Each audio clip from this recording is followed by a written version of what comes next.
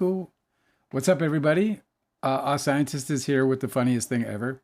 She said she got no sleep. She's wired on vindication. So today we're getting her in her full ADHD glory. Oh, good. You're in good company because Sounds fucking exciting to me. I can't keep it all straight. There's so much. It was like a fucking fire hose blast of Holy information God, today. man, there's so much. The Baldoni fans are gleeful today. They're so excited, and we should just let them have one because they don't get a lot of wins.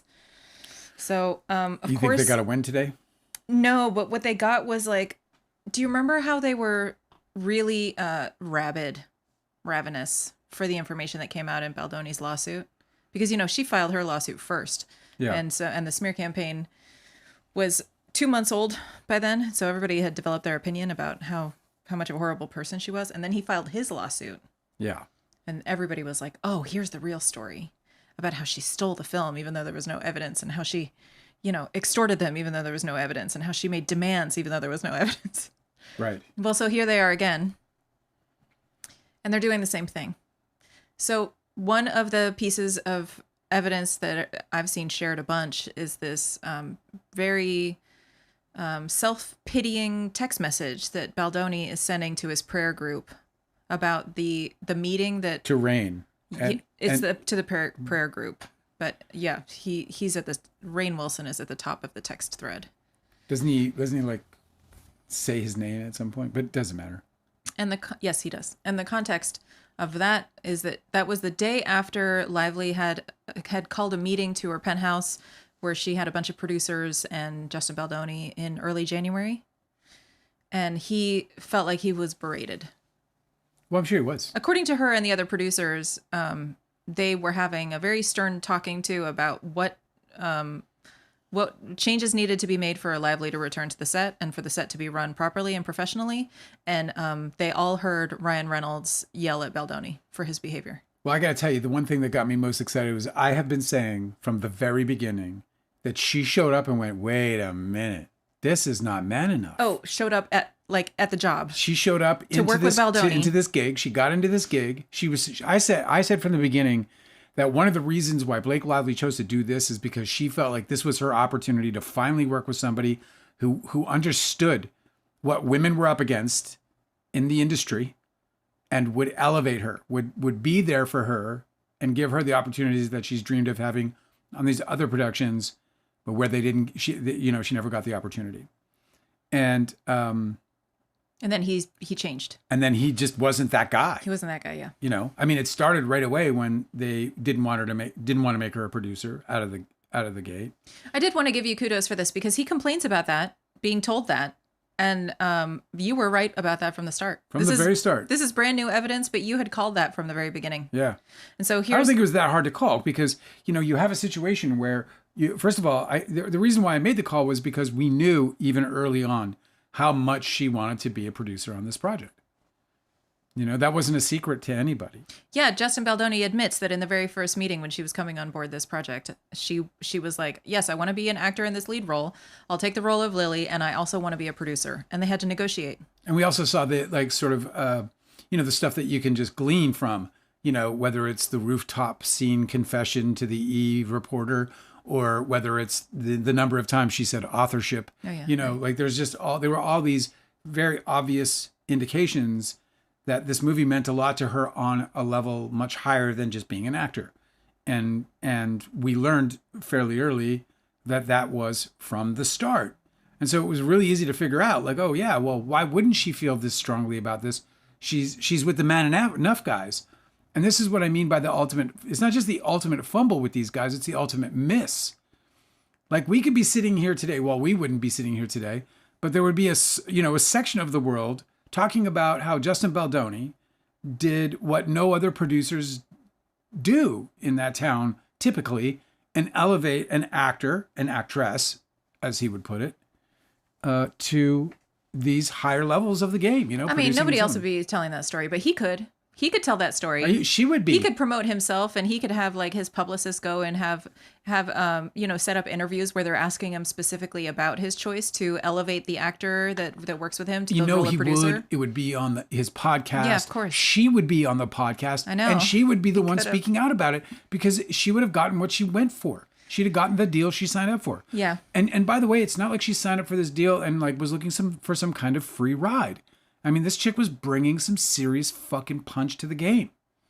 So she was like showing up saying, hey, man, I got man enough. I'm going to prove myself. I'm going to empty my bag on this movie. You know, Taylor Swift is like a one-time deal. Probably. You know, you don't go back to that well a bunch of times. Especially not now. Do you want to hear any of this evidence? Not. So. Do you want to hear any of the evidence? Yeah, of course I want to hear that, you know. Oh, look, somebody, Musaddiq said that they like my book so far. Oh, sweet. That's awesome. Thank you. Well, I'm so excited you're reading it. I hope you continue to enjoy it. I feel like it gets better and better for the most part. And I'm really thrilled that you shut up and said so. Thank you for making my night.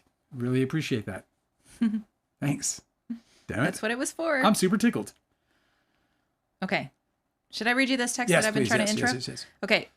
So this is what I've been seeing shared all over social media today.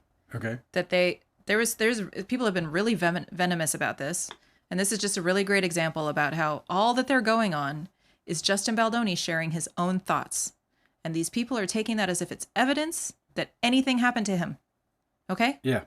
And like, I know that it seems a little counterintuitive for me to say that just because he feels offended doesn't mean that he is the victim of some offense. Because I know that that's what people are going to say that Lively is doing. But the dynamic is different. Lively is the employee, he is the boss. Yes. And he has a workplace complaint that he has to address according to the law. This is why it's different. But it's just really interesting that they're continuing, just like they did with his lawsuit, with all of its really flimsy evidence that actually contradicted his claims, if not just not supported at all. They're doing this again. So this is all that they're using. And I've seen people be really venomous to Lively for abusing him. And this, all that they have is what he's saying about what happened to him. Yeah, let's hear it. Rainn Wilson says, any update, brothers? Because this is a big group chat. I know. as soon as I receive that, like I quit everything, whatever I'm involved in, that I'm being spoken to that way by Rainn Wilson or anybody. Unless it's Randy Savage. Well, unless it's like a bunch of people that I know are smoking it. Or he's like, any update, brother? Yeah, that's perfect. Yeah, or hippies. What's up, my brother? Like I'm doing that, like some Jamaicans, like things like that. You know what I'm saying? Yeah. Okay. But not or your people literal of brother. faith. People of faith who call me brother, it makes me want to run for the fucking trees, man. Okay. Justin Baldoni goes, sorry for not giving an update. Last night was one of the hardest nights of my life.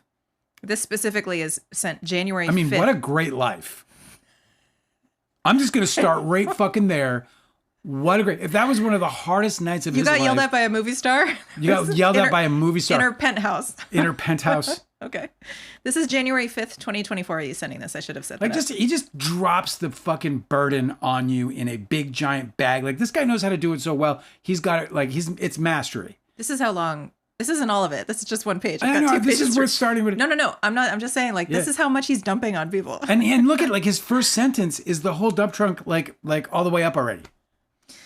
Okay. Sorry for not giving an update. Last night was one of the hardest nights of my life. It's hard to describe. I'm not gonna try and like play this up. Okay. I'm read this sincerely. It's hard to describe what happened exactly. The only way to describe it was an ambush. I had no words. I couldn't formulate sentences. My brain was trying to defend itself when they were needing me to apologize for all the ways I have fucked up and made her feel unsafe. Ryan was talking to me like a 5-year-old and scolding me. I can imagine that, by the way, and that certainly can't be fun. No, it's not fun. Wouldn't it be easy to imagine him talking to you like a 5-year-old? Because he This is kind in of talks January. to everybody like a 5-year-old. Listen, just for context, Baldoni admitted in his timeline document that it was May of the previous year that he started doing the things that she complained about truthfully and called it sexual harassment. Okay. Yes. So like, no. We know that this is a culmination. Many months. You know, this is a well-described moment. This is just now his perspective in a text to some friends where he's looking for support. She called a company meeting on June 1st, the previous year, trying to get everybody to straighten their shit out. So, you know, it's not like this is by surprise. Okay. So here it is all the way in January. By the way, Mossadegh, I just want to say that I'm going to answer your questions if you're still here. Just so you know, we're just going to get through this thing here, and I'll get them in between. But any questions you have about any of the book or what I'm doing or whatever, that's cool. And by the way, you know, this is interesting. Like he calls this, and this is like it's amazing how parallel my story is to this story. It's really quite amazing. Yes, you were ambushed. Well, you know, I mean, I wasn't ambushed in the same way With that he wasn't, but accusations. I was browbeaten. No, and you were brought abused. to somebody's house. Yes. Where all of your friends ambushed you. Yes. With accusations. Yes. Yes. And you actually lost something as a result of that. Baldoni did not. Literally caused PTSD. He did not lose anything. He has not been able to identify for the court anything that he has lost. No, he has lost not a thing. He is still the director. He is still the owner. He still made tens of millions of dollars gross for his company on that movie. How much he took home, God only knows. So that's where it's different than your story. Okay, let me just read this because it's a lot. Okay. Please continue. Ryan was talking to me like a 5-year-old and scolding me. They essentially said that Jamie and I are not who we claim to be, and that for us to have a podcast is unsafe because it makes people feel like we are safe. That's exactly what you've been saying, bro. The whole time. For months. It's crazy. I was read from a phone all of the things that I did, while many of them were based in actual situations. The events were wrong and things were taken completely out of context.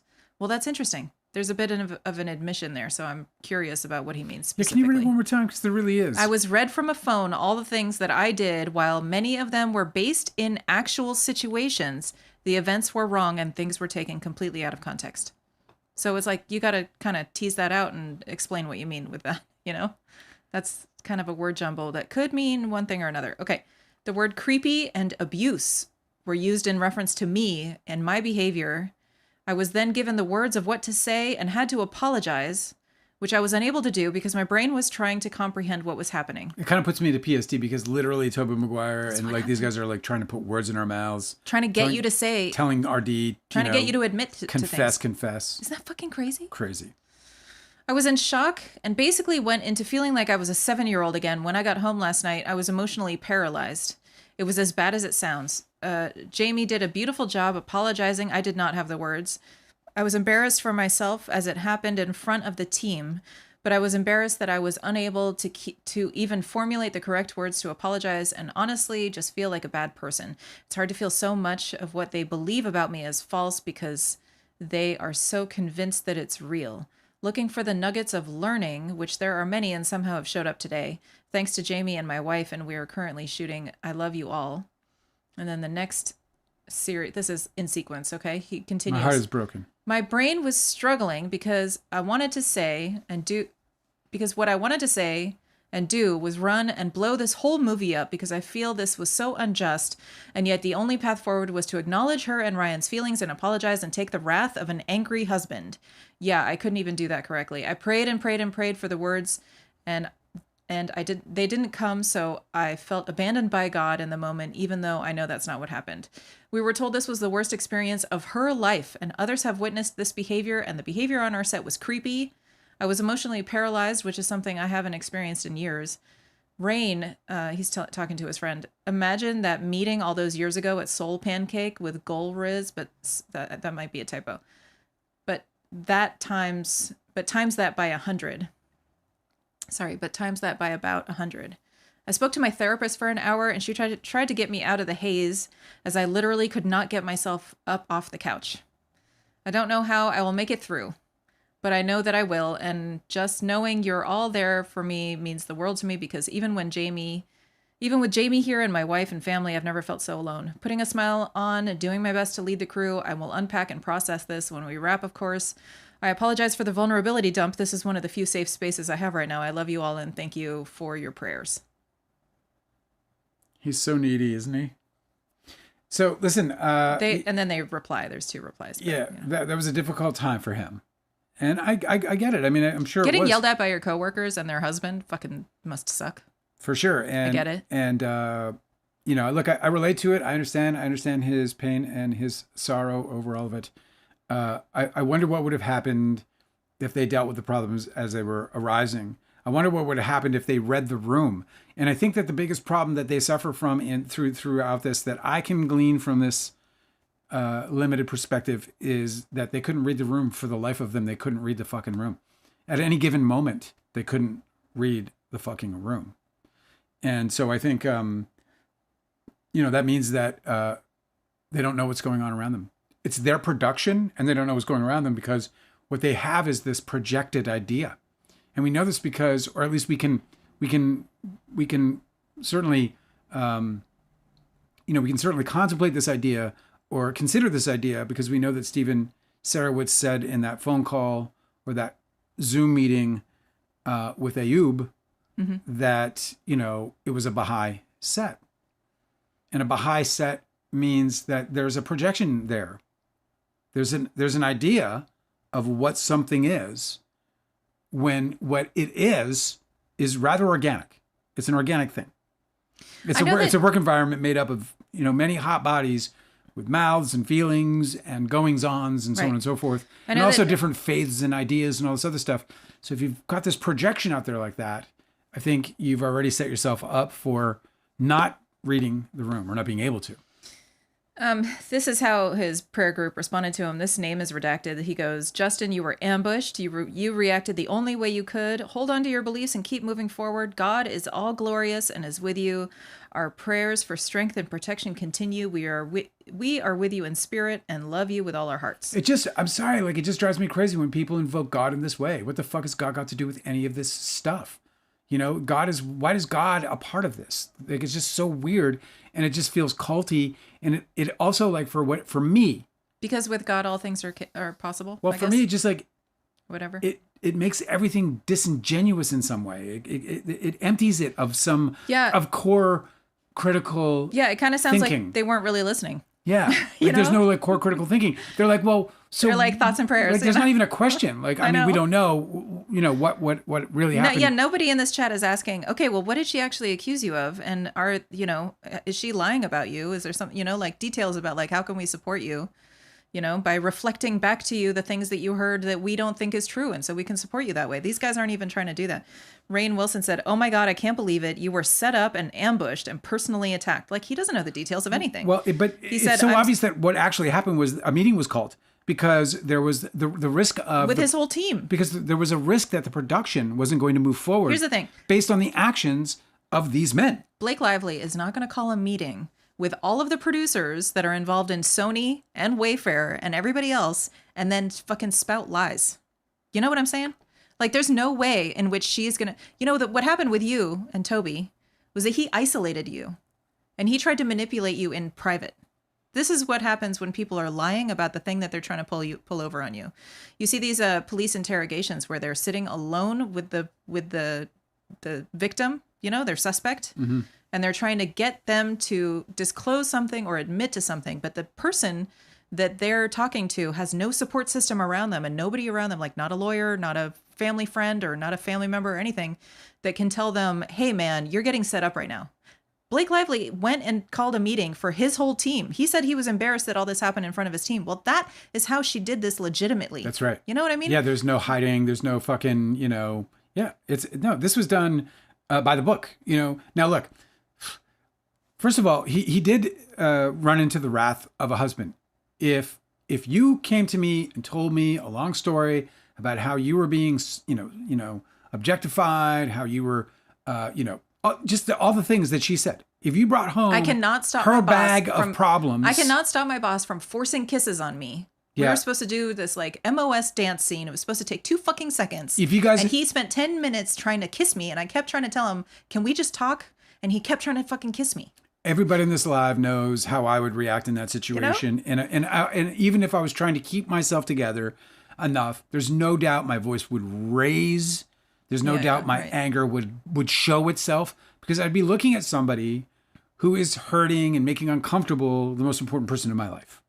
And in Ryan Reynolds' situation, the mother to his children.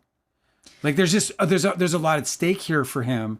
And so and we're not talking about something light, we're talking about where, and he states it does Baldoni in this statement to his brothers that that she claimed to not feel safe. The one thing you want for your lover, I know, and is for that person to feel safe. It's crazy too, because if she told him that was the worst situation, what is it he says? I can't find it right now. Oh, We were told this was the worst experience of Blake Lively's life, and others have witnessed this behavior. She has a 20-year career. Ryan Reynolds has I don't know how many years. He's been doing it fucking forever. If she's coming home and complaining about how this is the worst experience of my life, that says something, dude. This guy, like, I'm sure he was paralyzed because there's probably a large part of him that is struggling to reconcile all of this information, but he should fucking keep trying. And I'll tell you what, because that's really serious, dude. A part of what makes it the worst experience of her life is the expectations she had going in. You know, when you have expectations, like if you have expectations that you're about to have the best birthday you ever had, right? And it falls dramatically short of that. It goes even further down just by virtue of the fact that it didn't live up to those expectations. Oh, yeah, of course. Yeah. So the fact that her expectations was that she was going to be invited into a company where she could be a collaborator, where she could be a true above the line contributor to a major Sony Pictures release on a major IP. You know, if that turns out to be spoiled, but not only spoiled, but spoiled with like, you know, SH, violations and that kind of discomfort around the set, not to mention that he has no intention of elevating her whatsoever. He has no interest in seeing what she's capable of whatsoever, despite their persona to the world, right? Their brand.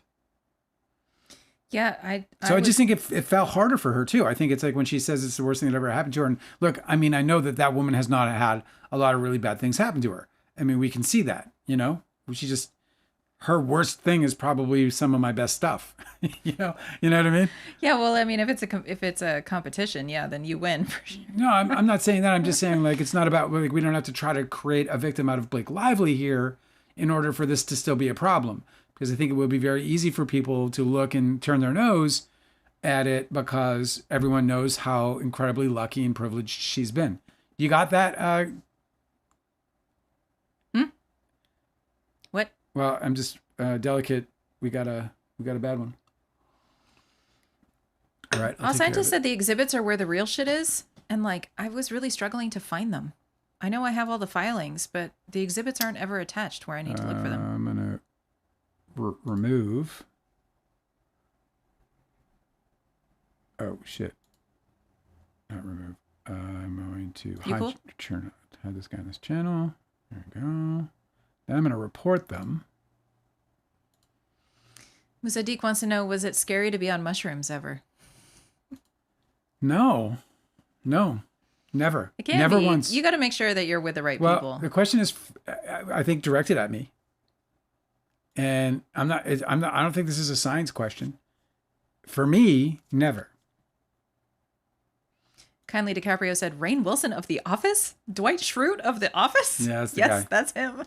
See, I guess, just when we think that, because we kind of, I chuckled when in that Steve Sarowitz tape when they were like, man, they must have really freaked out when they were around Rainn, seeing him in real life. I know, they got starstruck.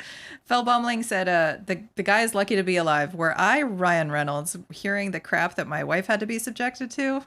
For real. It doesn't continue. This is how I feel. I would have been absolutely nuts about it. This is interesting. Lee is pointing out Harvey Levin from TMZ had an interview with Brian Friedman, and he said that Blake was losing, so all the Baldoni nuts are Lee calls them baloney nuts, are using that statement to back up their delusions.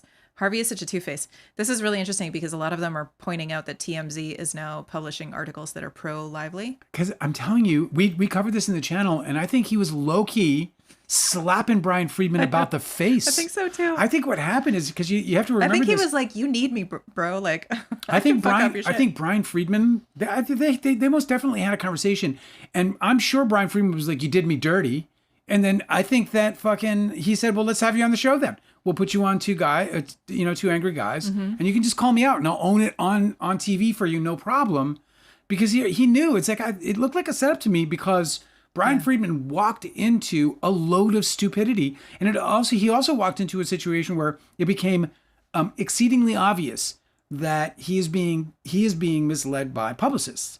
He had these theories in that interview about how PR works that were so absolutely insane. No, I know. That Harvey guffawed and then, like, you know, in his own words, in sum and substance and in tone, said, "Let me tell you the fucking reality of the situation, pal."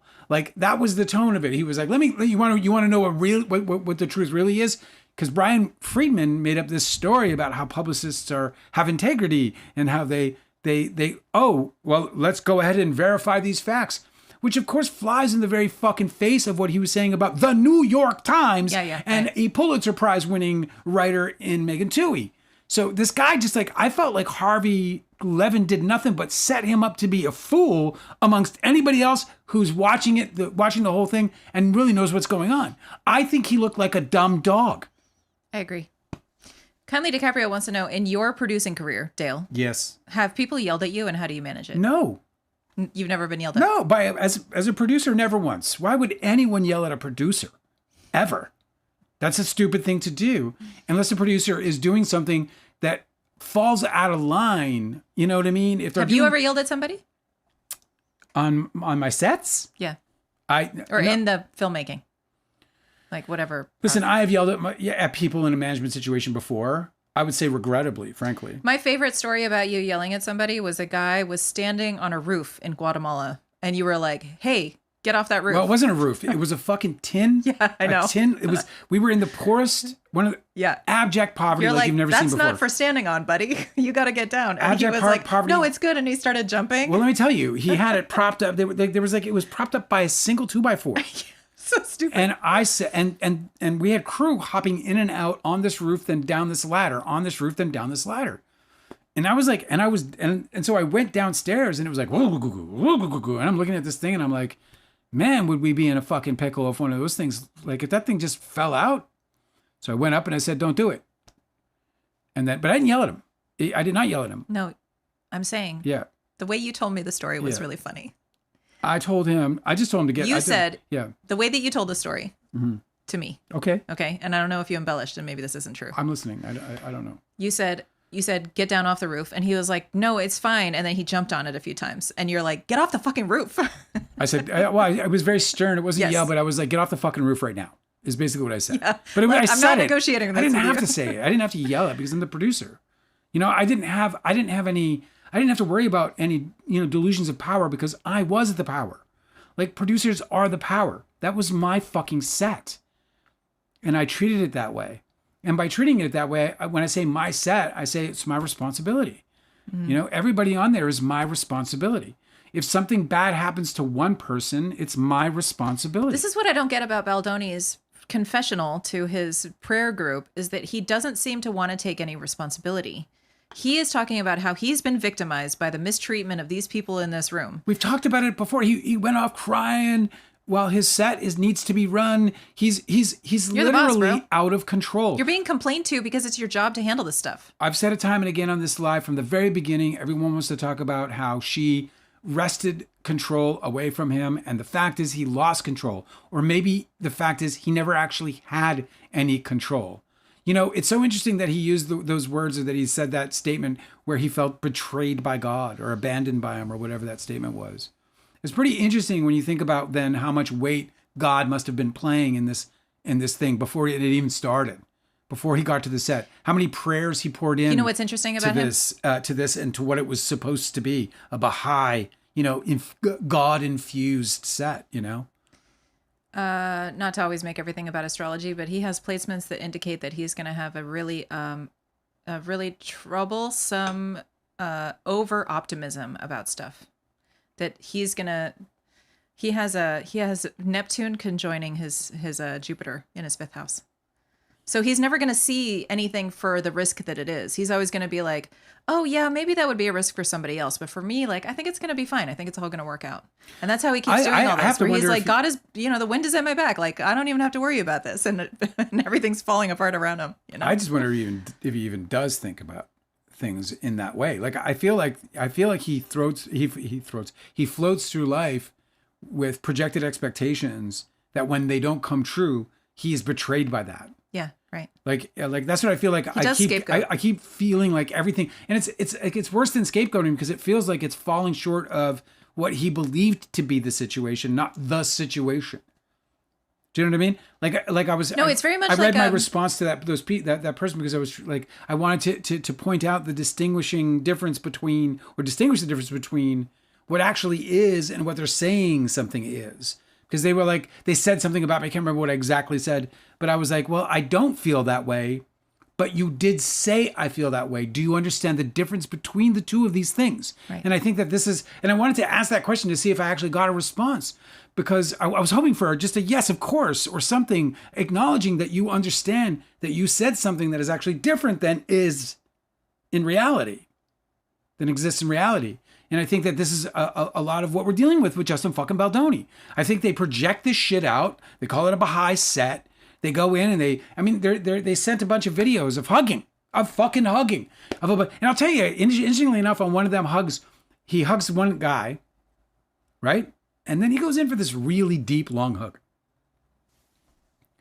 If he felt comfortable enough with me to do that, what he wouldn't know is that I would be entirely uncomfortable with that. Yeah, right. That hug that I saw him do. So I'm not talking about their relationship. I'm talking about. I know it's true. In a relationship where if I was with him and I got a hug like that, I'd be like, God damn, bro. Yeah, and not everybody's going to complain about how you held the hug too long. Like, I think the safest thing to do in a workplace is just not fucking hug each other. Well, how about no physical contact with your employees? Like, oh my God, like I'm just saying, because you never know. I'm just saying, maybe we can hug people. I hug people on my set. Strategy. I hug people on my set. You can hug people. I think it's okay to hug people. People who want to hug. People pulled it in. I never would pull it in. Like, I never imposed a hug on anybody ever that I can recall.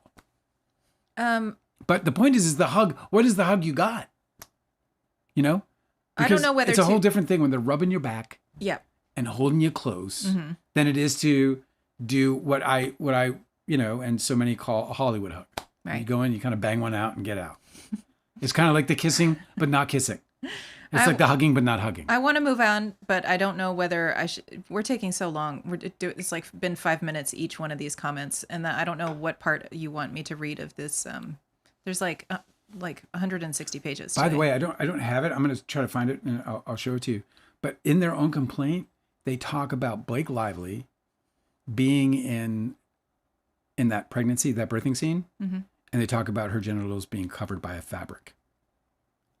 Not wearing shorts, not wearing anything other than a fabric, which is a genital patch. They are saying that because this is a motion for summary judgment where their whole idea is to present things that are undisputed facts of the case that do not need to be litigated in a trial. Yeah. So they have to concede that they agree with Blake Lively on these things to get a motion for summary judgment. Yeah. A motion for summary judgment doesn't mean that if they win their motion for summary judgment, they are only accomplishing the prevention of having to litigate those things in a trial. That doesn't mean that they win. It doesn't mean that they're not going to be liable for damages for those things. So here they are saying that she was wearing the same amount of clothing that she said she was wearing. If they win that part of the motion for summary judgment, they're certainly not winning. That was her allegation against them for misconduct. Right. Yeah. Yeah. There was a detail that they were arguing about, and now they're just presenting to the judge that we're no longer arguing about that. So you shouldn't even consider this anymore. It's wise because they might be able to prevent some things from being heard in front of the jury. I think their whole attempt with a motion for summary judgment is to whittle down the amount of stuff that a potential jury would hear so that maybe they'd be more likely to err on their side. So I think that they're just trimming the fat about the stuff that they feel like could be damaging to their reputation in a jury trial. Because, jurors are really unpredictable. They can just decide they don't like your lawyer and find that you're liable, in the civil trial. So it's like, I understand why they're like, okay, the whole argument that we were trying to have about what exactly she was wearing, that's fine. We'll not talk about that in front of the jury. We concede that she was right about that, But what I don't understand is I just don't understand the strategy of that. I don't know why they think that it's going to help them. Whatever. Do you want to tell me what it is that you would like me to talk about? Do you want to hear from the chat a little bit more, or do you want? Yeah, we can hear from the chat. I feel like we haven't delivered the promise of your thumbnail, which is we've only just started. Okay. It's been a half hour, so I just didn't know what you wanted to do. Let's move on. Okay. Yeah. Which direction is what I'm asking. What do you have prepared? What do you have next? I have plenty to talk about. If you want me to keep talking, I can. I'm wondering what I should bring to you to talk about. Do you want to hear more from the chat, or do you want to hear Let's about start with this the chat. motion? Let's the motion for summary judgment is what you were going to talk about today, right? Should we just jump into that? Okay. I'm asking you. I know, and I'm trying to answer you, but then you keep offering. I said get into the chat, then you're changing it to I'm sorry, but I'm trying. There's to give two you documents. There is the. There doesn't seem to be a lot of chat. There's the memorandum of law, and there is the statement of facts. They're both the same length. Or do you want to hear the Baldoni's declaration, Heath's declaration, or the declaration that had those videos? I don't know what any of it really is, so it's hard for me to choose. I'm sorry. I feel a bit like a dud right now because I just don't know what to choose. There's so much, you know. It is a little overwhelming. There's so much today. Yeah. The thing that people are making a big fucking deal out of is the kiss, the so-called improvised kiss by where Blake Lively kisses. Blake Lively. Okay, so do you want to know where to find that? So I'm looking at the script right now, and it says, "Will you marry me, Lily Blossom Bloom, tonight? You've lost your mind." She stops herself, realizing, and bends down, kissing his face all over. Yes, yes, yes, of course, yes. Was that what that scene was? Can't be. No, he proposes to her, not there. The scene was them in a hospital where she meets him in a corridor. I'm on Baldoni Files. Somebody over there, some kind soul, is trying to help us out a little bit with some stuff here. People magazine has picked up a story that Baldoni accused Blake Lively of improvising a kiss, and it shows the kiss scene. Have you guys all seen that? I can play it for you if you haven't. Is it the same one? Yeah. Okay. Do you want to play it? Let me get it up here. I have the link to the Dropbox if you want me to navigate you there. I got it on here. It'd be easier, I think. Just do it this way.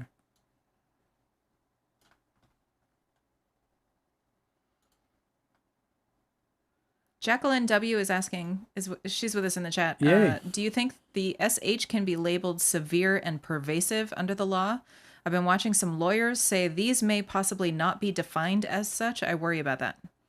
I don't think they will be. I don't think you have to worry about that. It becomes irrelevant because the real problem was retaliation. I don't think that Blake Lively would have sued if it weren't for the retaliation. I think the only reason we're here is because of the retaliation. I think she knew that the SH it's mild. I've always said from the beginning, it was never that big of a deal. Like, you don't want it. It flies in the face of everything that he said he was, you know, and it's deeper seated than just the SH itself. And this is where, you know, I think that there's more at stake here, because you have the SH, which is really just the surface of the problem. And it's very passive. The retaliation can be labeled severe and pervasive under the law because that's also a protection. You're not. Well, I think they're going to find the retaliation exactly that. I think they're going to find the retaliation severe, and I think they're going to get severely punished for it. You know, the problem is, you know, and we can see this right through so many. I'll say the problem, but I suspect that what we have here is a classic overreaction from Blake Lively, but Justin Baldoni. I think this guy just overreacts to everything at the highest possible level. And I think that he saw these SH claims as the potential end to his career. Instead of just understanding that he had a situation that was very localized and fixable, I think he looked at them as threats to his overall career. And they didn't have to be. You know, he could have put on a fucking bullshit face and got away with this if he hadn't gotten so emotionally involved in the problem itself, in my opinion. Yeah, he didn't have to retaliate, and he never would have been sued. He never would have been written up in the New York Times. You know, the Megan Twohey's entire beat is not just reporting on sexual harassment in the workplace in Hollywood. What she reports on is accused men retaliating against their accusers. So that's why she had an article to write about Baldoni. Yeah, I think, by the way, I think we have to cover, at least to some extent, is all the, I mean, they released in their what is it? The answer to the memorandum. What the fuck was it? There was another big drop where Yes. where Lively goes over all these media placements, basically. Yeah, she was responding to Tag's interrogatories. And so she has a list that's literally 23 pages long of all of the ways that they attacked her in the press. Exactly. You know? And it's just, it makes a pretty strong, strong argument. All right, I'm going to just play this video. But that wasn't on your thumbnail, so I wasn't going to cover that today. That's kind of like, Don't worry, but that's like our celebration. But what I do want to cover is the motion to dismiss, because that's what all the Baldoni fans are talking about today. We'll keep covering it. Here's the kiss. This only takes a second. I don't have audio on. I guess there might be some audio. Sorry.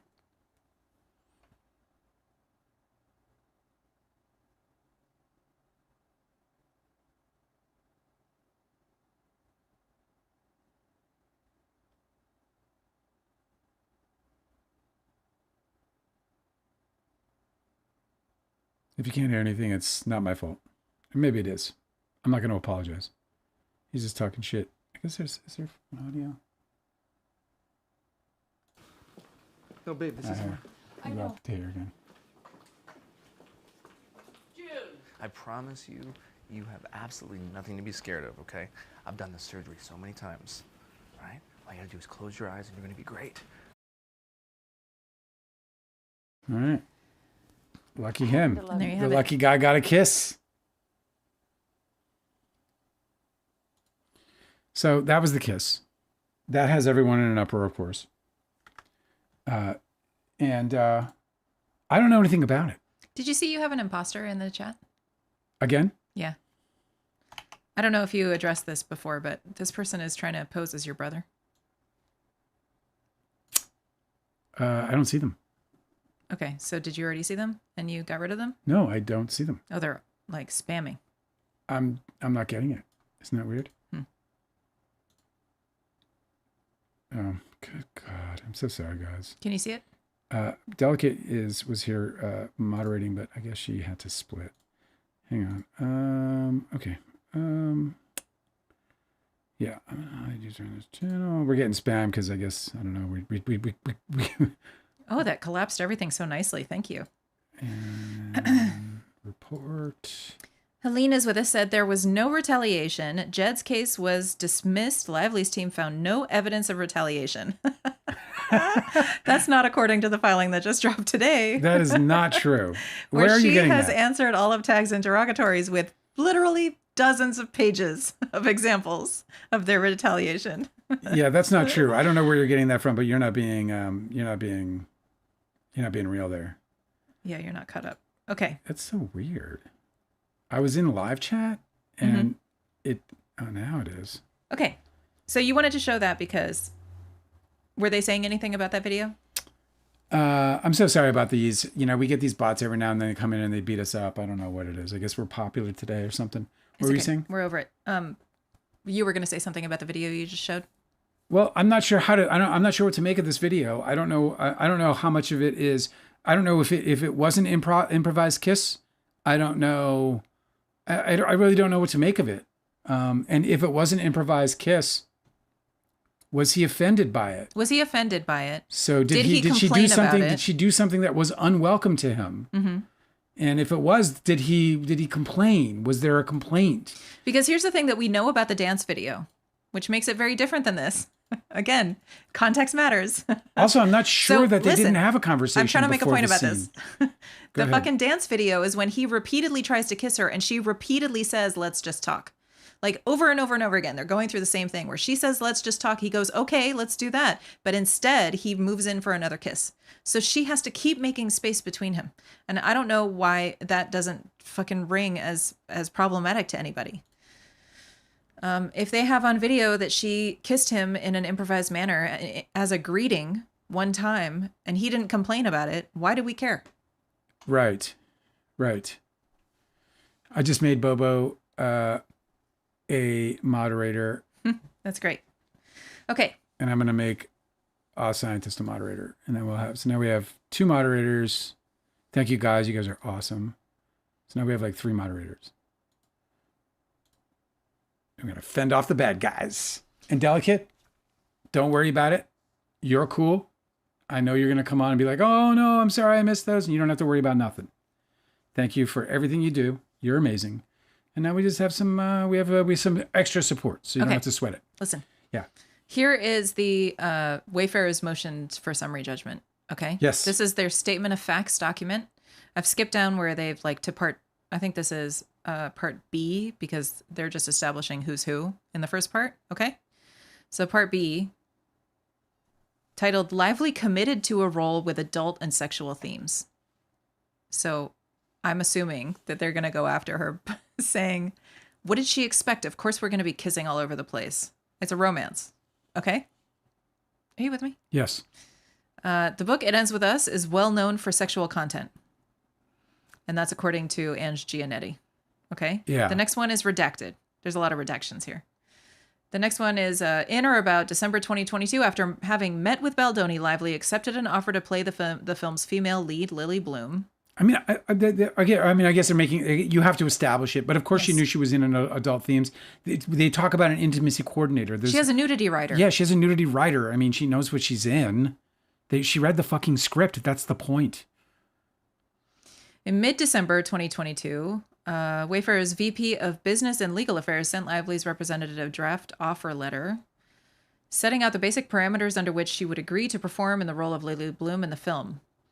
As a standard in the film industry, the proposed agreement for Lively's services was not between Lively herself or Wayfarer. The agreement, okay, so they're going to talk about a bunch of contract stuff. Escrow was set up. See, this is the thing about like going over this that it just dropped today. Like I really should be like printing this out and annotating it so I'm not skipping over live, you know? I'm going to skip over this stuff about her contracts. Before accepting the role, redacted, the script Lively reviewed included scenes of sexual intimacy, intimate partner violence, and attempted sexual assault. Lively worked to revise the script before filming began. Her written work product included frank sexual language and overtly sexual themes. I thought you were like, I was like, Frank? When did he come into it? Who the fuck is Frank? Why would Frank be an issue here at For this time? instance, in April 2023, Lively sent Baldoni a revised draft for the scene in which Lively's character, Lily Bloom, and Baldoni's character, Ryle Kincaid, first meet on the rooftop on the rooftop of a building, the rooftop scene. Lively explained she revised the scene to include redacted. Her draft called for redacted. So we don't even know. This is why it's so funny that Baldoni fans are like celebrating with this. Like, you guys can't see anything. We can't see anything. Like, this is what it looks like. This is what the next page looks like. Yeah, it's practically... Like, you guys don't know anything, but the judge can see it. And did. Yep. Okay. No, you're good, Delicate. I told you. On May 5th, 2023, Baldoni sent Lively some notes on the script from Sony executive Ange Giannetti, who wanted the scenes to involve more than just verbal interplay. Yeah. Giannetti wrote, redacted. Lively exercised substantial control from the outset. So this is the next section. Lively immediately exercised substantial influence over the development and shooting of the film. At Lively's request, Wayfarer agreed to abandon its intended filming location, Boston, where Hoover's novel is set, and to accept Lively's choice of New Jersey to accommodate Blake. And that's a quote from Heath's deposition. Wayfarer also agreed to adjust the filming schedule to accommodate Lively's other obligations. Again, I don't know why this is an issue. I think these are a lot of establishing. They're making like establishing certain facts. That they accommodated her, or are they trying to say that she was controlling? Yeah, well, because saying like we're gonna move, we agree to move locations doesn't mean that she did anything. It means that she offered a suggestion. They took it. They're choosing. It's their decision. It's absurd. I haven't gotten into the kiss, but this kiss is absurd. First of all, the kiss happened in an instant, right? Yeah, I was wondering what you wanted to say about that. Go ahead. It happened in an instant. It wasn't like for example, when she's talking about what happened with the slow dance is this long drawn out. We saw 10 minutes of him trying to kiss her face. This guy groping on her and breathing in her ear and trying to get, and the whole time, nearly the whole time, she's like, no, let's not do that. Let's talk about, let's make them want it. Don't give them what they want. We should be talking. I think we should be talking. So I just don't think that they compare in that way because, when we're talking about harassment, and then I think that if Justin Baldoni, so I think that if that was an improvised kiss, I think it was a very much, I don't know if we want to call like it falls within the bounds. And that's what I think. Now, maybe I'm wrong, but if I'm wrong, then why didn't Justin Baldoni complain about it? Where is the complaint? If it wasn't a problem for Justin Baldoni, then he needs to, because if it wasn't a problem, then it's not a problem. And this is the truth about SH. Yeah. If it's, and it's not a double standard, if she doesn't want this guy groping and putting all his hands up in her, we don't know the circumstances that lead to these two different things. So they're trying to make them, it's like, they keep doing this. They're like the one time she says, yeah, you can come in when I'm pumping means that you can come in anytime. No way. Yeah. And, it's just not how it works. Things are circumstantial. Yeah, just ask any fucking teenager with a closed door. Like, no, it's just not like just because you're allowed into their private bedroom once doesn't mean that you can always go in. It's just like, A scientist has to block a scientist. oh, and then another imposter? Yeah. Well, that's interesting. You said that YouTube is like, you go to the gallows for that in YouTube, don't you? Mm-hmm.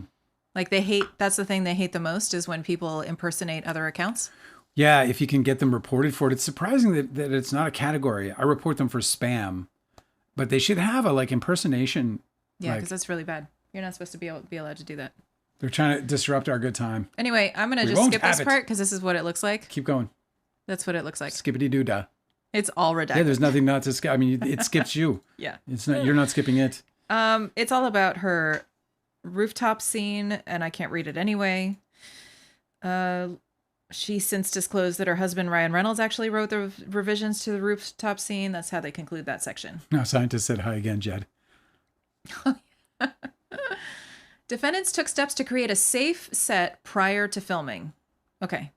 Wayfair has a set of industry standard policies and procedures in place to prevent harassment, discrimination, and retaliation.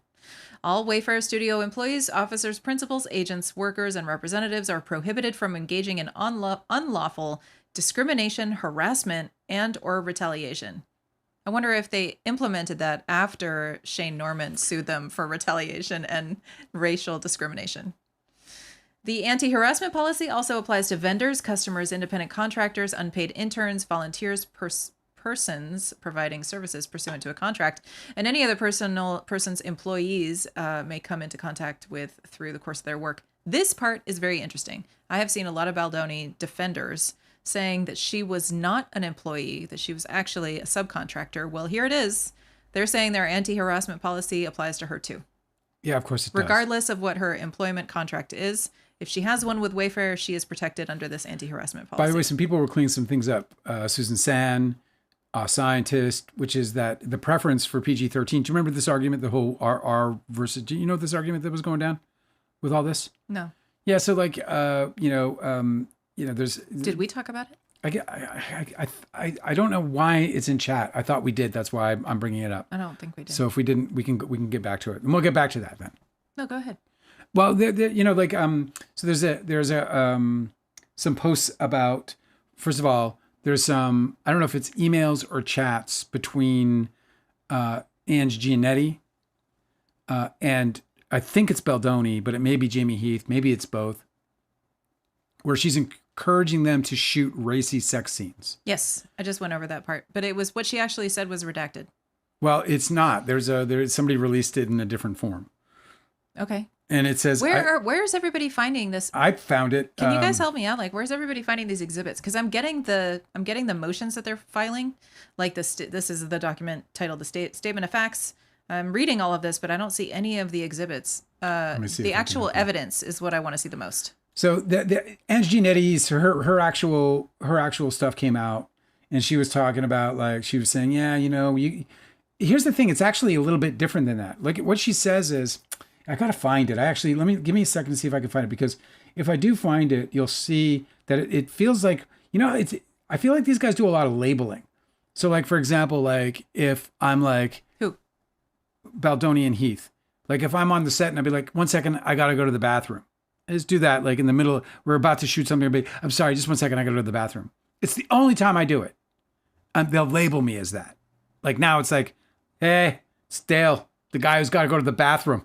Okay. Do you know what I mean? I know that sounds weird. I know, but what's the context for that? Well, the context for that is that I think that there was a conversation between Ange Giannetti and either Heath and or Jamie Heath, and it was captured. And I'm going to try to find it. Oh, it might be right here, actually. I think I found it. Sometimes if you saw something earlier, you can just go into your history and it'll be right there.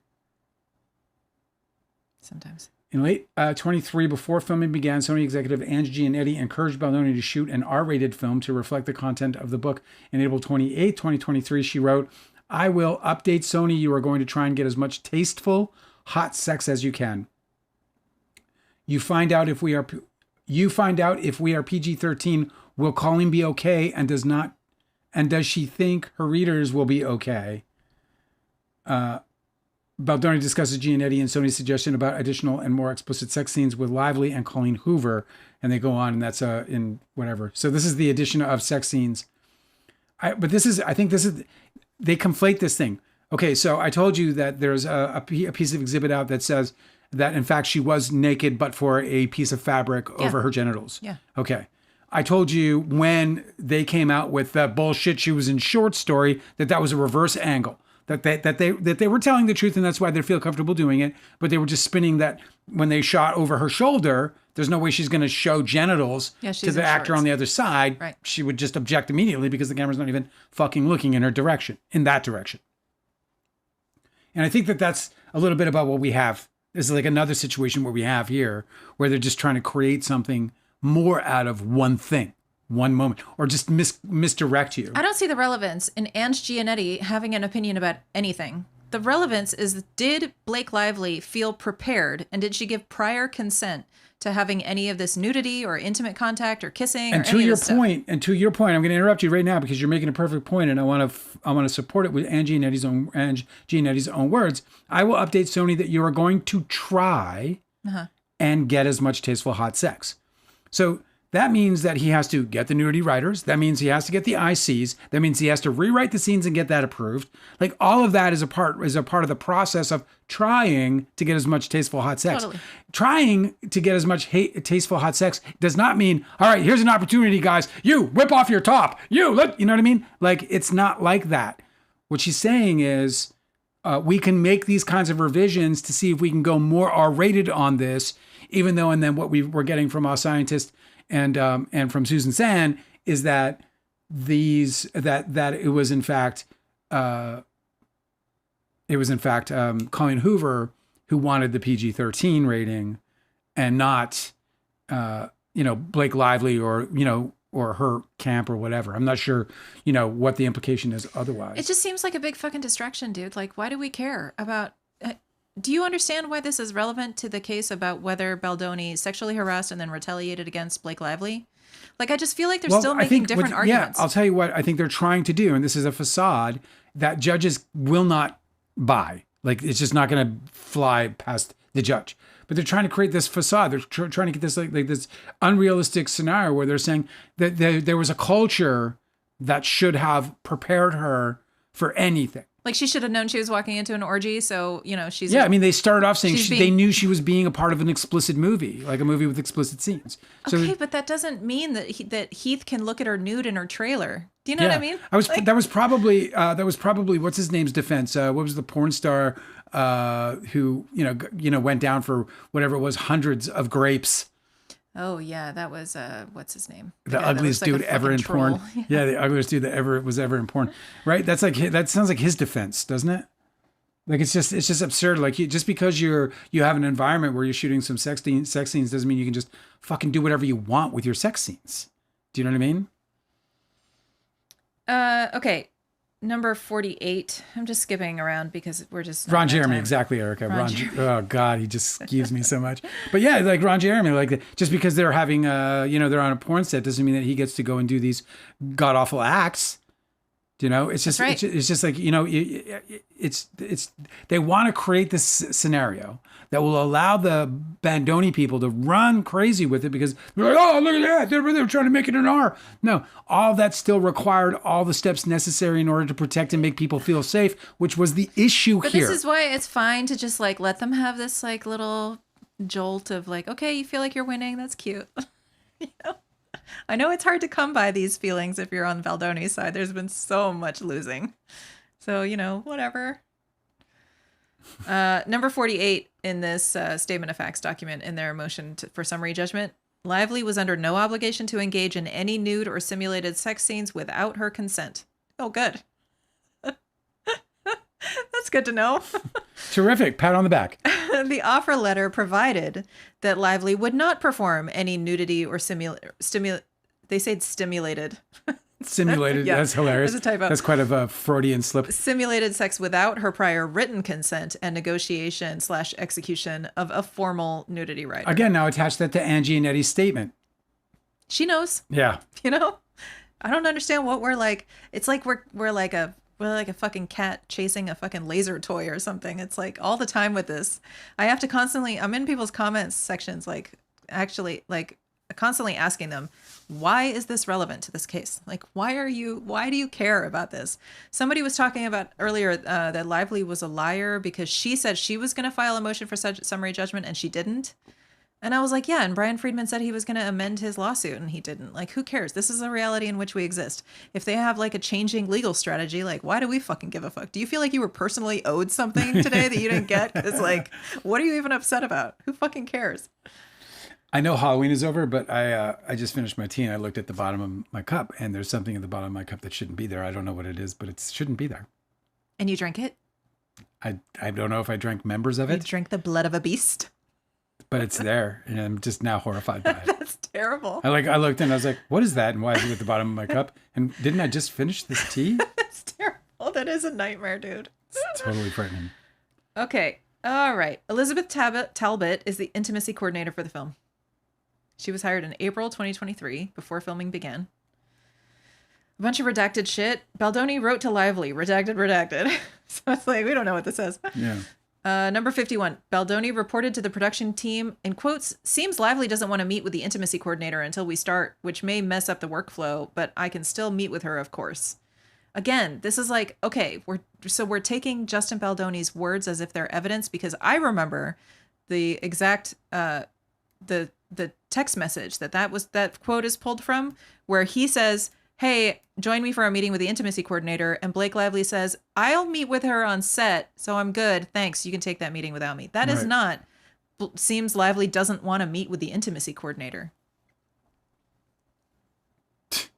That's what I'm saying. They take these things and they blow them into something that they are not. They try to trick people into believing something that isn't real. And that's what I'm saying. Alex This stuff doesn't fly by a judge, because they're going to answer that. They're going to be like, an intimacy coordinator is a coordinator. Yeah, well, Alex Sachs, one of the film's producers, responded, "That's fine if Lively doesn't want to meet the intimacy coordinator now. You'll just have to walk her through what you and the intimacy coordinator are thinking." Yeah, and then if she objects to anything, Which was then really you bad work advice, that. because he's not supposed to take that meeting without her and then inform her of what the intimacy coordinator found out, or that what they decided in her absence. So that's, First of all, I don't think that's true. That set him up. Well, I don't think that's failure true. right there. I think she can meet the director without the director, and I would certainly allow it. It doesn't, because it doesn't, but it doesn't change that there's still another meeting that has to occur. That's right. And that another person still has to sign off on it, Yeah, or he that skipped all that people part. involved. You can't skip any part. Right. Like, you can go meet, like I would, if I was a director and my actor wasn't available, I would be like, all right, let's figure it out. And I would sit there and because I want to start boarding, or I might want to start thinking about how I'm going to shoot it. So I might sit down and work with an IC alone, or work with an IC and one actor, if there's only one actor available of the two, or however many might be involved. I know, but what you wouldn't do is then go meet with with your actor with the notes that you took from the intimacy coordinator and been like, okay, so that's done. Like, now let's work with these notes, instead of having the intimacy coordinator work with your actor. No, I like would sit they're down and just mandated in the to same way that you would like sit down with your camera guys after you've worked out your shots. I would sit down with my actor and I'd be like, here's what we worked out. Let me know if you're okay with any of it. Let me know if you have any problems with this, or you have any issues. We'll work through them. Obviously, IC is here with me. But so Dale, that's what happened, where she was like, I don't know, I'm not cool with that. And that became an issue for him, where he started bitching about her. yeah, to people. that's where he's then losing the concept of what an IC is. Right. An IC coordinator is not a tool for him to coordinate sex scenes. Directors can do that all day long. We don't need somebody to help us do those kinds of things. ICs are there to make sure that that the sex scenes that are coordinated are done tastefully within the rules and boundaries set by either whatever presiding unions or contracts, and then working directly with, and in some cases mediating between, the talent and the director. This is interesting context. This is number 52. On May 4th, 2023. Please block Tootsie. Thanks. Pipsweek. What? Pipsweek is here and messing up the chat again. Okay.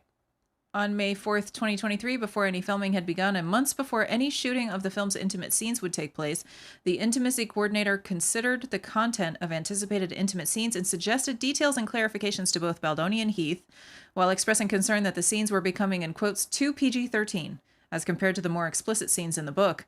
Baldoni suggested that the intimacy coordinator discuss with Lively whether there were other ways of implying nudity that she would consider so as not to disappoint readers. That's a quote. Disappoint readers. While also expressing sensitivity for Lively's boundaries. He wrote, redacted. The intimacy coordinator agreed to have any necessary conversations to get clarity for the scenes. In quotes, so both Baldoni and Lively are confident about level of contact during the scenes. And then a big redacted chunk. That same day, redacted. I don't know what any of this says. That next week, there was a contract, new nudity writers. So, this is they're explaining how they worked it out. On May 5th, it ends with us held a Respect in the Workplace, Preventing Discriminatory Harassment and Retaliation meeting. The training was administered by the law firm, lots of names. Heath and Baldoni both attended and completed that training in advance of filming. So, see? He's innocent, guys. That's it. He didn't do it. It's so obvious. He completed the training. He completed a class. Come on. What are we really accusing Well, him? look, I mean, believe it or not, it's a part of the whole corporate scheme. Like when we're at my job, when I was working for CBS, I had to take a fucking course or whatever, and I got to push all the buttons and make sure that I understand what is considered harassment and what is not. And then you get a fake, certification, you're like, Dale's certified as a, blah, blah, blah. And I sign off on it. And now I know, how I'm supposed to conduct myself.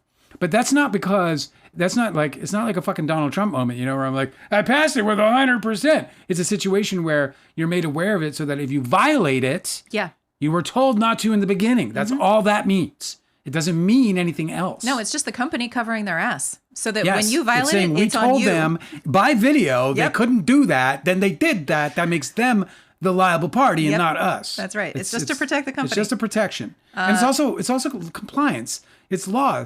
They want this, the people who are standing up for us in the workplace and trying to make the workplace a safer place. They want this. They want people to be explained so that they don't do it. Let me continue. The whole point. 57. During the first phase of filming, Wayfair distributed a preliminary crew list to the crew that listed Wayfair's human resources contact. All cast and crew were provided daily call sheets on the evening before each day of filming, which included a hotline number for workplace complaints, including sexual harassment, that directed them to a third-party organization to assist with any complaints. The Baldoni fans are running with this one, too, that she was given a hotline to call and that she didn't. So that means that she's a liar, obviously. Yeah, and again, oh my God. Yeah, okay. No, this is like Baldoni's mom. Hello? Oh, let me hear about it. All right. That's the hotline. Okay. All right. Well, we'll talk to him then about that. All right. All right. You okay? Well, he's a very. What I would do if I was you is I would go out and get a big ice cream. I think you'll like it. All right. Bye-bye. No, if it was Baldoni's mom, she'd be like, well, he's a very nice boy, and so I'm sure you're wrong about everything, but we'll get to the bottom of this regardless. Right. That was more like his grandma. Yeah, his mom would be like, hello? Oh, impossible. Not my son. Okay, next section. No intimate scenes involving Lively were shot in the first phase of filming. Filming began May 15th and then stopped June 14th in deference to labor strikes. All filming during the first phase took place in New Jersey. None of Lively's sexually explicit scenes or scenes involving simulated nudity were rehearsed or filmed during the initial period. Those scenes were rehearsed and filmed during later phases of filming without issue or incident. There's a big redacted part. It's so funny because it's not incumbent on Blake Lively to call the hotline. That's just a resource they make available. He admits that she complained to producers. She called a meeting June 1st. According to Baldoni, she called a meeting. That's all she needs to do. We just heard Baldoni whine and cry to Rain and all of his other brothers about the meeting that he took that, had all these points that he had to, agree to, Right. that were relevant to his previous behavior. In his deposition, says a scientist, he couldn't even confirm if the hotline was manned or not, or when it was manned. Oh my God, are you serious? Well, of course not, because, and this is the point, like, there's compliance, and then there's, and it doesn't matter, because that's one resource. She's not obligated. It's not like she can't file a complaint. It's not, the CRD does not require No. that the person call the hotline. The CRD requires a hotline be there. It's not her responsibility Do you know what I mean? to conduct an investigation, follow all the leads, like follow the fucking breadcrumbs that Wayfair decides to leave out for her, right? She complained to the bosses. They heard her complaint. I read about it based on on their own telling From of their the story. timeline, yeah. They told me that story about it. So how come they didn't deal with it? That's the Well, fucking problem. and I mean, this is such an important part, because when you actually think about this from like an adult perspective, like mature people dealing with a problem, Yeah. she's going to these people because she's attempting to give them the opportunity to solve the problem. You know what? She's not going there because she's trying to punish them. She's No. going there saying, hey, fix problem. And this means that she has enough respect for them in that moment to believe that perhaps if she makes them aware of the issues, that they might then, correct if their they conduct. if they were or fucking adjust their conduct. If they were fucking grown-ups, they would recognize that she gave them the opportunity to protect their business. Yes. That's what she was doing. When you hear a complaint, you have the opportunity to address it and make it go away properly and according to the law, so nobody can ever accuse you of wrongdoing. Yeah. It doesn't matter that if Baldoni fucked up and accidentally sexually harassed her. It's if he had done everything he was supposed to, if he'd followed the fucking protocol that employers are supposed to follow about how they address sexual harassment complaints, she could have sued him for it and it would have gone nowhere because he did everything he was supposed to do. Like, it doesn't even fucking matter. Dockett's asking, did they tell her there was a hotline? Yeah, well, this is the first time I've heard about it. She has not said anything about it. She said that she wasn't given the contact for any HR or anything. They were like, yeah, well, we apologized and we'll apologize again, and then we'll do better, and then that's it. According to her, that's why she went to Sony and she was like, "Can you guys fucking do something?" And they were like, "No, that's a Wayfair problem." It's also why the CRD, they provide for this as a part of the issues, meaning if they don't have a mechanism in place that allows her to complain to the brass, because she's complaining to the people that are committing the offenses. Okay. A scene in which Lively's character gives birth was filmed on May 22nd. You might find the patch thing here. No, it's all redacted. This is the thing. It's like, I don't know where people are seeing this because let me find this. I'm getting all this redacted. Footage of the birthing scene shows Lively covered with a hospital gown and a prosthetic pregnancy belly. The next paragraph redacted. The next paragraph redacted. The next one redacted. And this is all I guess that's depositions. Okay. The next thing I'm able to read is on June 11th, before the Young Lily and Young Atlas intimate scene was filmed, Baldoni flagged to the production team that they would need to coordinate and work with the intimacy coordinator. So that's it. We don't get to see anymore. So isn't it strange? I don't know where all this is coming from because I've got these big black bars here. Oh my God. So here it is. This is, I guess this is point 102. It must be in there because they're calling this like they fucked up. But this is point 102, and it should be in that document. And it says, while shooting the scene, Lively was wearing a hospital gown, a prosthetic belly, and fabric over her genitals. Yeah, here. While shooting the scene, Lively was wearing a hospital gown, a prosthetic belly, and fabric over her genitals. Video clip excerpt of Wayfarer, blah, blah, blah. So second Lively amendment responses. So that is not shorts. Lively alleged that an actor Baldoni knew was cast as the doctor performing the delivery. The actor playing the doctor was a local union actor. Okay, but yeah, we know exactly what he is. We know exactly what he is. He's his buddy looking at Blake Lively's crotch. That's exactly what's going on. Fuck around. Don't fuck around. And and fabric over her genitals is not underwear, is not shorts. It is a patch. It's a patch.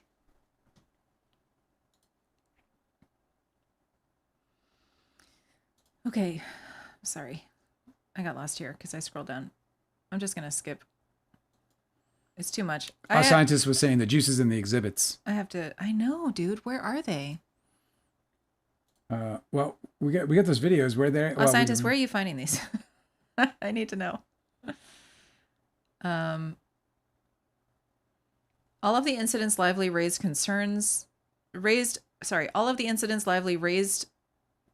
occurred during or before the first phase of filming. Okay, so they're going over these. Baldoni's private inquiry about Lively's weight for a scene. April 23rd, outside the workplace, outside the presence of any Wayfarer Studios employee, Baldoni privately asked a personal trainer he had consulted with, who was working separately with Lively, what Lively would weigh when filming began. Baldoni, who suffers from chronic back issues, asked in anticipation of a scene in which he was expected to lift her, which he could have rewritten since he rewrites all these fucking scenes by himself. He has... Yeah, he didn't have to worry about his weight. He has artistic license to rewrite. I mean, he had to worry about his back, not her weight. This is the fucking problem with this. This is why this is offensive to her. Because it was his back that was the problem, not her weight. She's like, if you can't He didn't need to inquire about her weight. He needed to fucking inquire about whether or not he was in any kind of physical condition to lift up another human being. Grown human being. There's also no good reason why he is asking anybody but her for this information. That's why it's wrong. That's why she had an issue with it. Oh, right, because she asked the trainer. Yeah. Yeah. In her absence. Did you happen to look down when she was standing on that scale and ask me if she's busting 140 or better? Because, my back, I think my limit's around 140, 142 tops. Which is so skinny. Get the fuck out of here. Documentary evidence shows that Baldoni contemplated including such a scene in the film as late as December 28th. Baldoni never made the same comment in Lively's presence or in the presence of any cast or crew member. That's the fucking issue. Yeah. That is the issue. That's what she has a problem with. She's talking about... You want to talk about my weight? We can talk about it. There's actually text messages where they're talking about her weight. Like, he could have just asked. Also, he didn't need to. It was, how much can you lift? Yeah, right. There's a bunch of these like really nasty Baldoni defenders who like to call her names just like Trump does, Yeah, yeah. So they call her like unliftable Lively because that sounds really cute to them. And it's just, that one's my favorite one because she's not unliftable. He's the one who can't lift her. She's certainly liftable to many men who are very strong and just about as muscle bound as Baldoni Travis is. Kelce would spin her like a basketball on his fucking finger. It's true. It seems like that's his problem. Okay, so there's that one. The addition of sex scenes to the script. In late April, before filming began, Sony executive Ange Giannetti. Okay, so this is what you were talking about. She wrote, "I will update Sony." Let me interrupt you just before you do, because back to our previous point, Feldbauming says, and I do remember this now, that Don Saladino, the trainer, he asked if she could lose weight quickly while she was still nursing a newborn. Buddy. You're crossing the fucking line. But I do remember that. So if that's true, and it's interesting because Feldbauming is also pointing out, like, that's the fucking baby's food you're talking about, dude. Oh, yeah. That's the baby's, like, this is the baby's, like, nutrition. You're like, screw the baby's health. I got a bad back. It's just so interesting when how you could just rewrite the scene. Dude. Obviously, it's like should have been the first thought. It shouldn't even have been a question. He was like, I got a bad back. Like, why would you even risk that? For what? Lifting up somebody? Lifting up a girl? Like, what are you talking about? Yeah, well, also like, just put a double in. We'll just shoot her. That's the thing, We'll shoot her. We'll just get a good, strong dude. There is one with a good back. There's one scene in they're providing the screenplay where he scoops her, which could be read to mean all kinds of different things, right? You could scoop somebody without lifting them off the ground very easily. There's also, in the book, I was looking for any scenes where she's lifted, and she's lifted a fucking ton. But there's absolutely none of the times that she's lifted. She's a 24-year-old little fucking rail of a girl in the book. I know, exactly. But there's no times where she couldn't be just filmed with a stunt double. I hate this point for her, for him. I hate this point because I think this is the problem with them and with Baldoni in general. There's no need for any of this. There's no need for He makes everything so much more complicated. He's got a bad back. Like, he doesn't have to ask anybody about anything. He should just take care of his bad back. And it's just like, is it misogynistic what he's doing? Maybe, or is it just wildly insensitive? Maybe he could find a stunt double for himself to lift Blake Lively around and have her do her lines while she's in somebody's arms. Why does it have to be her? Junk Farm saying, good to see Junk Farm, that they needed her weight. That's all the stunt coordinator's entire job. Like, it's like they don't need her weight. You just put a stunt coordinator on it. Exactly. Put a stuntman on it. If you can't lift her, put a stuntman on it. Yeah. If you got a bad back, don't take any risk. You know, I hurt my back. So officially, I'm very strong physically, Yeah. muscle-wise. I'm a very strong person, even though I haven't been working out lately. But when I was working out, you know, my deadlift was, you know, almost 350 pounds. 345 is my personal best. Like, I can lift weights. And I lifted up a bag of cement that was 90 pounds, which is, you know, whatever that is, more than 200 pounds less than and I deadlifted it, by the way. I didn't just lift it up like a moron. I lift weights. So I go to deadlift this bag, and my back, my lower back, I slipped a disc, just like that, 90 pounds. That was it, man. I've never been the same. My body completely changed in that moment. You know, it's not about weight. 90 pounds, bro. It's not about weight. Weight is not the issue. The fact that he had a bad back, and he knew he had a bad back, meant that he should have just not been involved in any lifting whatsoever, and then weight would have been irrelevant anyway. It would not be very difficult to replace him with a stunt double for a scene in which he lifts Blake Lively. But you don't need Like, it. you either It's just replace Blake or you replace you. Okay, in a yeah, scene. you can go through that. You can go through, you know, if you Or have you this just fucking grand vision for somebody being lifted Well, in the your thing is, fucking movie. it's a big thing in the book where he picks her up and carries her places. And so But it's not in the movie. I know, but what I'm saying is, I'm sure that if he's very concerned, like they are in these text messages with each other, that they make Colleen Hoover and her fans happy, then maybe he felt like the lifting was important. But Well, why the is he point not that I'm figuring out making- a way around this? The point that I'm making about that is from a writing perspective, it's not a one-time thing. If it's a thing, then he picks her out throughout multiple scenes in the movie, and or in the movie, in the script, all the way to the point where maybe he's picking her up in a state of violent acts against her, whatever, right? The fact that he's trying to put it up, no one's going to take the hint. Nobody's going to like watching the movie. Oh, he picked her up once. If anything, they're going to see that was inadequate, you know? The only screenplay section that they provided for as evidence of what he was talking about in his complaint was a scene where he says that Ryle scoops her up. And I'm like, okay, well, you could just not lift her off the ground. Like, it's his back. That's the issue. What's driving me crazy about it is it's his fucking back. That is a fucking problem. It's the same thing of him, like, you know, it's just, they just drive me crazy. It's his fucking back. Stop it. You know, don't lift anybody. You're not capable. You know, it's okay. I have a bad back. I'm not. It's a fucking pain in the ass. I'm sorry it happened to you. I know, at least to some degree, the pain you're in. You know, don't fucking make it worse because you're going to pick up somebody under 100 pounds, because that's all it would take. If you pick up any amount of weight incorrectly on a bad back, that back could get fucked up bad. Yeah, a scientist. This is really interesting. Baldoni has also talked about how he's talked publicly about how he struggles to lift his young child. How skinny is she supposed to get then? This is why it's a problem. This is why it's a problem, dude. Because, you know, if the reason is because he has a bad, this is why it doesn't add up. Let me rephrase this. This is why this seems more like a misogynistic piece of shit fucking thing to do, because it doesn't add up to the problem. Because the problem isn't her weight. The problem is his back. He admits that from the beginning. So this is why this is a problem. This is why this thing is an issue. You know, and it's just like, it's easy for people to miss, I guess, but it shouldn't be. It really shouldn't be. This is very obvious. To me, it's very obvious. Why? Because I fucking hurt my back with 90 pounds. There's no fucking issue whatsoever with her weight. The Junk Farm said, I do think this is one of the worst things. Imagine any boss asking around the workplace what a woman weighs. It's fucked up. But I mean, it would be a little bit different if, hey, listen, if this was like, okay, she gets out of, his back's fine. But he's like, man, I don't want to throw my back out. Yeah. You know what I mean? Like, you know, how heavy is she? Like, yeah, how many times do you have to rehearse the scene, too? Well, forget about it, because what I'm saying is it's more than one. What I'm saying is, like, it's more true to the book. So there's, 5, 6 moments, maybe even 3. Maybe there's 3, because we like to do things in 3s, right? Okay. So 3 lifts, you know, into some kind of lift crescendo, right? They spin around once or some dumb shit.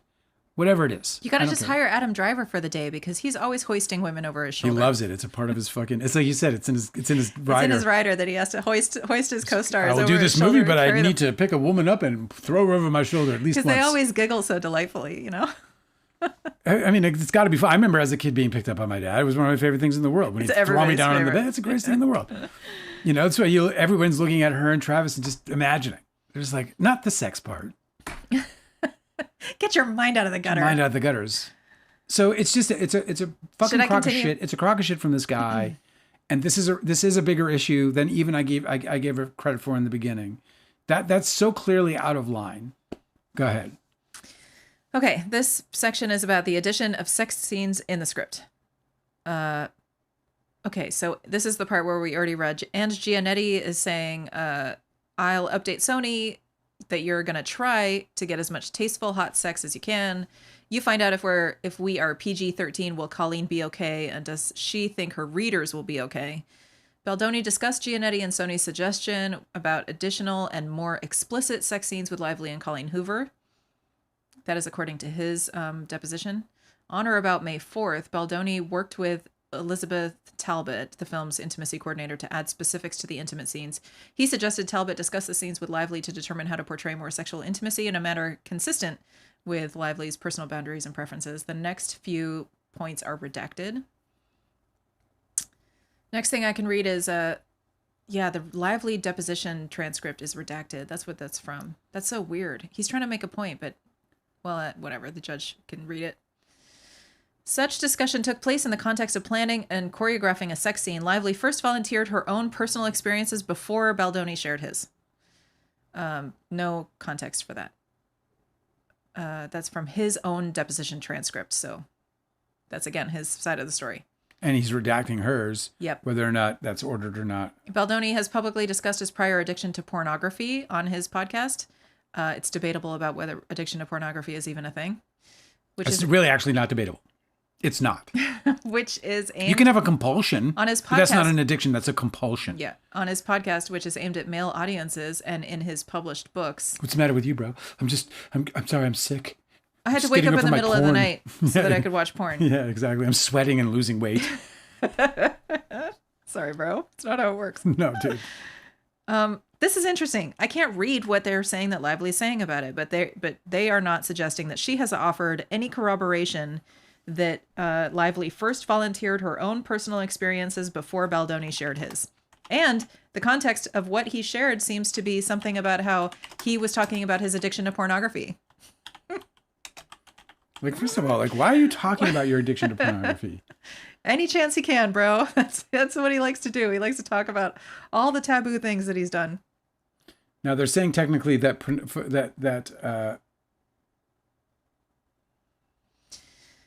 hang on. It's the same kind of addiction that, like, video game addiction is. You know, you're just like chasing... That's compulsion, isn't it? Yeah, you're just chasing dopamine. It's just not... It's not the same. Right. There's no physical addiction to it. You're not incapable of stopping if you wanted to. They're saying there's no formal diagnosis of porn addiction, but it's addicting to the extent that you can create, endorphins and dopamine. Mm-hmm. Weak sauce, buddy. Congrats, bro. Now everybody knows about that. But, okay, you. so even if it is addicting, let's just go with it's addicting. Why are you telling your fucking coworker about it? Shut your fucking mouth. If it's in your past. What are you talking about? You're sitting there like, I can understand if you get caught with it in your hands. Oh, sorry, I'm addicted. Also, she's like, okay, so I have a director who's a porn addict and he wants to film a sex scene that I'm in. So now I have to, like, make sure that he's not pornographing my fucking career. Like, you know what I mean? Like, when she's thinking about the context of their relationship and what she has at stake, that's not going to make her feel any better. Are you with me? I am. Okay, here's what they want to tell us about Heath briefly entering Lively's makeup trailer. Yes. Okay. When he stared at her tits. Is that what we're talking about? Yes. When he fucking got to look at them gems? On one occasion, they're specifying. On or about... I bet he has pictures of himself at Hooters. From back in the day. Like him and his buddies at Hooters. Like, yeah, we used to go every lunch hour. There was this waitress I liked. Well, whatever, man. It's a free country. Go ahead, yeah. On one occasion, on or about May 16th, Heath entered Lively's makeup trailer while she was having her makeup removed. They had a brief conversation concerning a work-related issue. Oh my God, they are totally glossing over the fact that Heath showed up and was like, it's now or never, we're talking about that sexual harassment situation. I know. And she was like, can we talk later? This and is he's literally like, the complaint. Yes. She's like, can we talk later? And he's like, no, it has to be now. And she's like, okay, I guess come on in, but you got to turn around because I'm nude in here. How weird is that? They're fucking fucking It's glossing such a right weird. over that. It's just like Giuliani at the fucking Four Seasons landscaping. Like it's like I wanted. You're going to deal with this right now, naked. Apparently, crazy. according to Heath, he indicates that the conversation was between 2 and 3 minutes. Heath had been seeking to schedule a meeting with Lively, Baldoni, and Giannetti after several failed attempts. At the end of the shooting for the day, Heath suggested that they meet the following day. Lively said that they could meet her at her makeup trailer to discuss the timing for the meeting. Heath knocked on Lively's trailer door, and Lively permitted him to come in. This is according to Heath. That's redacted detail. They're quoting these depositions, so I can see whose the depositions are, but not what they said.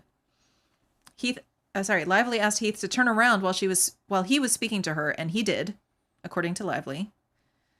Heath said, in quotes, "As I took a step up, I saw that she was leaning back. She looked what I thought was either maybe breastfeeding or nursing. I said to her, 'Oh, it looks like you're busy. I can come back.' As I turned around, she says, 'No, that's okay. You can come in. Just look away.' And I said, 'Sure.'" Is this the same situation? Is this the same event? I don't know. Her story about this is different. Lively has testified redacted. This is not the same incident. There were several of these. 2 weeks after the incident occurred and months before this litigation arose, Lively raised... That must be the incident that they always claim that she was cool with him being in the trailer when she was breastfeeding or pumping. Right. But they're not talking about the time that when they were doing prosthetic. No, she was getting her makeup removed. Okay. She said turn around, Sort of and same thing, and she was very clear that when she looked at him, he was looking directly at her. And she said he was like, "Sorry, I just do that," or something. 2 weeks after No, the he said, incident, "I'm used to looking at people, I believe." and you're like, "Okay, but I asked you to turn around." You're used to looking at people. It's called discipline, motherfucker. You're used when to somebody looking at says naked don't women? look, you don't look. A naked woman? I would never. We're all used to looking at the people we talk to, dude. Oh my God. If that was me in that situation, and I am a naked woman, so like if it still would be weird to me, but if I was a fucking man, I would be so small, I would be like this. Oh yeah. I would be like, for sure. If she said it's okay to turn around, I would still be like, "Are you sure? Are you sure?" He's there to address a complaint. He's there to address an actual fucking complaint in that situation. It's weird that they're trying to... I think you're just in a different one. That's all. It hasn't gotten to that one yet. Or maybe they skip over it. No, because they're saying it's the makeup trailer. Okay, weird. Okay, I gotta comb this through. I'm gonna go and cross-reference stuff. 2 weeks after the incident occurred and months before the litigation arose, Lively raised the incident with Heath for the first time. She told Heath, "I asked you to look away, and at some point you made eye contact with me. I'm not saying you were trying to cop a look. I'm just saying that I had asked you to turn away, and you made eye contact with me." After expressing her displeasure, Lively moved on to other topics, and that's according to Heath. So he's reduced it to eye contact. Uh-huh. Yep. Oh my That's God. what he says. Why does he think we're stupid? I'm looking at you right now, making eye contact with you. I can see your entire torso. Okay? If I'm looking at your eyes, I'm also looking at your breasts. Especially dudes are really practiced at like looking at the tits and then noticing when the eye contact comes and then looking up, right? Unless they got their sunglasses on. Yeah, of course. Okay, here's what they want to say about the filming of the birthing scene. I was walking around in Trader Joe's with my sunglasses on, and I was like, people must think I'm totally sus. Oh, yeah, that you look like the Unabomber? Yeah, and I got the mask on, I got the glasses on, I got the thing on. Yeah, right. Got my fucking beanie on. I'm like, people got to be thinking, what is up with this guy? Okay, filming of the birthing scene. A scene in which Lively's character gives birth was filmed on May 22nd. While shooting the scene, Lively was wearing a hospital gown, a prosthetic belly, and fabric over her genitals. Lively alleged that an actor Baldoni knew was cast as the doctor performing the delivery. The actor playing the doctor was a local union actor. Lively was subsequently alleged that Steve Sarowitz was present on set during the birthing scene. Sarowitz testified that he was not on set during the filming of the birthing scene. Her allegation was that Steve Sarowitz was there that day. Mm-hmm. Her allegation was not that he was there during the birthing scene. Her allegation was that it was supposed to be a closed set, and it was not a closed set. So they are conflating what she has alleged. I mean, it should be easy to figure out. So Sarowitz testifying that he was not on set during the filming of the birthing scene is correct. That's not her allegation. That he was on set during... Sorry. He testified he was not on set. My understanding of it, but this is my understanding and could very well be totally wrong from back in the day, but my impression was that she pointed out that he rarely on the set was there on the set for this birthing scene. The day was supposed to be a closed set the entire day. And he showed up. And it was not a closed set. So Steve Sarowitz was there. And then obviously we got photographs from one of Baldoni's friends and supporters that posted pictures of the day she visited the set. And it was the same day where they were in the hospital filming the birthing scene. Yeah. So it wasn't a closed set like she was promised. And that was her complaint. In fact, Steve Sarowitz only visited the set twice. He visited briefly for a part one day and just a few minutes on another day, which happened to be the day the birthing scene was shot. And I love that they're confirming this because Steve Sarowitz is very sure that nothing bad happened on that set. But even by his own admission, he was only there for a few minutes twice in the entire shoot. It's a Baha'i set, Angela. Yeah, well, it's, and again, don't like fucking to the point I was making about that, because, you know, and this, of course, continuing with your point, he was there for minutes entirely. that's right. And he says it's a Baha'i set, so that means that was a conversation. That wasn't a witnessed thing. That wasn't a felt thing. That was, we're going to make this a certain thing. And I think this is a really important point, because if you go in, like I in my book, I talk to RD about the kind of set we want to have, right? Which was a set that's inclusive, right? Where everybody feels as though they're genuinely contributing to the making of our movie, right? Because they are. But there's a way in which you can make people feel more included in that genuine contribution, as opposed to what a lot of other filmmakers do or other executives, which is to somewhat alienate and even suppress some of that desire to be a part of the creative process. They set out to have a Baha'i faith set. And Steve Sarowitz is the perfect witness for that. And it's a big deal to me because, first of all, it's unconstitutional. Like I should be allowed to work without being harassed by your religion, you know? Yeah, I mean, if you don't make a claim that your constitutional rights have been impinged, then they haven't been. Well, I'm talking about it from a principle, more of a principle level. I think principally speaking, the Constitution says it's like a freedom from religion. What's relevant to me about this is that a lot of people who are supporting Justin Baldoni and think that he's telling the truth about his innocence. Okay, innocence, I know is not the right word because this isn't a criminal case; it's a civil case. They parrot what Steve Sarowitz has said about how nothing bad happened on set, and he would know because he's one of the producers and owners of Wayfair. But by his own admission, he wasn't even fucking there, so he can't know anything. Well, about everything anything. is what he's been told, and this is the point that I'm making. He was told it was this kind of, kumbaya Baha'i faith set. Yeah, right. He was told that, everything was, fucking hunky dory for the most part until it got obviously to the point where it was gonna, blow up in his face or in his office. Number 107, Sarowitz later spoke to Adam Monsheen, who was the actor who appeared in the birthing scene, regarding the... So Sarowitz spoke to him regarding events on set. Monsheen did not raise anything negative about his experience on set and shared a positive experience. Yeah, because you're not going to tell the fucking billionaire financier... This guy's an actor, okay? He's not going to tell the billionaire financier about all the complaints he has about how he was uncomfortable or how Blake Lively was uncomfortable. He's going to be like, yeah, everything was great, man. It's so great to be here. I'm just really grateful for the opportunity, Yeah. He confirmed that Sarowitz was not on set during the filming of the birthing scene. Well, that's good because they promised that they would have a closed set. Sarowitz did not know what scenes were being filmed at any given time. And he made no conscious decision to see Lively in any particular scene while shooting. Sarowitz did not know the birthing scene was being shot on the day it was shot. Yeah, this guy's just ignorant about everything. During his first visit on set, Sarowitz spoke to Brandon Sklenar. Sklenar was effusive in his praise for Baldoni, his directing, Wayfair, and how he had been treated in general. Again, he's talking to a billionaire financier. It is so this ridiculous. This guy's going to get glad-handed wherever he goes in Hollywood. Do you know how many people say nice things directly to Donald Trump's face? During that first visit, Sarowitz Do you know how many people sit across from Donald Trump and don't do this? But they want to. Yeah, right. During that first visit, Sarowitz also spoke to Lively for a minute or two. It was a very friendly meeting, and she did not voice any complaints, according to Sarowitz. There's some quotes from Lively, and that's redacted. Comments that Lively and another actor looked sexy. Do you want to hear this part? Yes. On or about May 18th, Baldoni commented that actor Jenny Slate looked sexy in her character's wardrobe, which included black leather pants. Is there a whip? He made this comment in the presence of others during the course of their work on film. On or about May 23rd, Lively testified that, redacted. Video footage of the incident shows Lively was fully dressed in an oversized fleece onesie at the time, that numerous actors and crew were also present and engaged in ongoing work at the time, that Baldoni's facial expression was neutral and not ogling or suggestive, and that after Baldoni apologized for his remarks, and that after Baldoni apologized if his remarks were inappropriate, Lively responded by saying, "All good." Well, And that I guess that's all good then. yeah.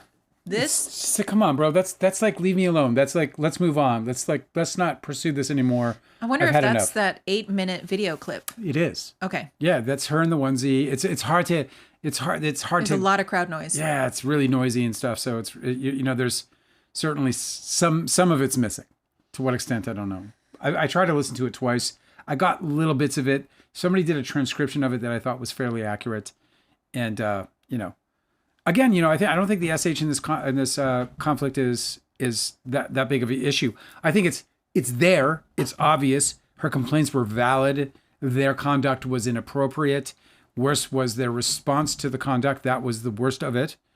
But I think that again, I've People said are it again, just, but again, it's like they're just being distracted by the wrong element of this complaint, because if that's the same event, like if she's talking about the same scene where he says that looks sexy and she's like, I'm not really going for that, and he's like, okay, that looks hot, and she's like, I'm not going for that either, and he says, oh, don't worry, my wife is on set today, so I can talk like that. That is the offensive part.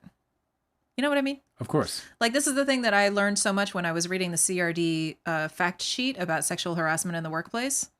You can be offended about what somebody says about somebody else. So A perfect example, dude, is on the set of Don's Plum, Tobey Maguire takes out his penis in front of a woman who is going to take a picture of his wardrobe for continuity. and he just whips out He his just dick. takes out his penis. He looks at me and RD and he goes, read the book. He takes out his penis. She takes the photograph. He puts his penis back. The conversation continues. She, with a Polaroid, develops the photograph and shows it to us. You started making this gesture with your hands before you said what was in her hands, and that was very suggestive. I apologize. She's, trying to make the Polaroid. The Polaroid. You know how you film. shake a Polaroid when you do that? You shake a Polaroid. She was shaking the film, to spread it out or whatever. Then she showed us that photograph, which was Tobey Maguire with his penis out. She was not offended. I was offended, but not like to the extent that I felt harassed. Artie didn't give a shit. Toby didn't give a shit. There was no offense. It was inappropriate. It's an extremely offensive thing that nobody took offense to. Nobody took offense to. Right. If somebody was sitting on the peripheral of that, somebody in makeup, whatever it may be, and they saw that and they gasped, and then they came to me or to another producer and said, that was fucked up, dude. Now we have a problem. Yeah, that's right. And this is the thing that bothers me about the kiss that they want to freak out about. If she kissed him and he didn't have a problem, it doesn't exist as a problem. It's not a hypocritical part. She's acting. It's clear. There's nothing about that kiss that makes you like. There's nothing. It's not. It's a very functional exchange. Do you know what I mean? It's like a off to work kiss, right? Like puckered kiss, no open mouth. It's kind of when you give to your grandma, your aunt. You know what I mean? But there's no offense there, is the point I'm trying to make. Tobey Maguire took his penis out and offended nobody. I mean, it was obviously ridiculous. It was obviously a inappropriate thing to do. But he got away with it because nobody there felt offended enough to try to complain or felt like a need to complain. Which is, by the way, like at least a small indictment on me. I should have said something, and I didn't. I went about my business. It's not an indictment if nobody complained. But nobody complained. Had somebody complained, I would have handled it. Certainly, I would have handled it differently. Okay, this next section is about Heath showing Lively an image of his wife's home birth. Well, and Junk Farm says, guys, I guess I missed the HR meeting. Is like the worst part of that. Like, it's true. Yeah. If that's your, like, when he's talking about the sexy comment. Yeah. It's like, oh, sorry, I missed the fucking. No, that was a different context. That was when they're hugging. First day on sets, he goes to hug somebody and he's like, oh, no, wait. He says, we already had an HR complaint that day. Yeah, So no, I'm I think this is another comment. Okay. I guess I missed. I think this is. Was that another, the 8-minute video? I think so. Okay, we have to watch this. All of this stuff just I did dropped watch on it. us, I and watched like it. I was really trying to catch up and read all this stuff and prepare for you guys, but it was just too I was much. trying to fucking cut yesterday's and the day before's because I need to start posting videos. Oh God. Okay, so this is about Heath shows an image of his wife's home birth, which I just cannot believe this even happened. Lively has testified that sometime in late May 2023. They know the date of this. This is the day. This happened the same day that dancing scene happened. So that was May 23rd. Okay. Yes. The birthing scene was filmed May 22nd. So that had happened the day before. Mm-hmm. The reason why they're not specifying this date, I suspect, is because they're trying not to admit that Jamie Heath showed her a birthing video after the birthing scene was filmed. Can you fucking believe it? Like, it was not even relevant anymore. But this happened. He showed her the birthing video, the video of his wife's home birth, the day after, on May 23rd, after it was even relevant.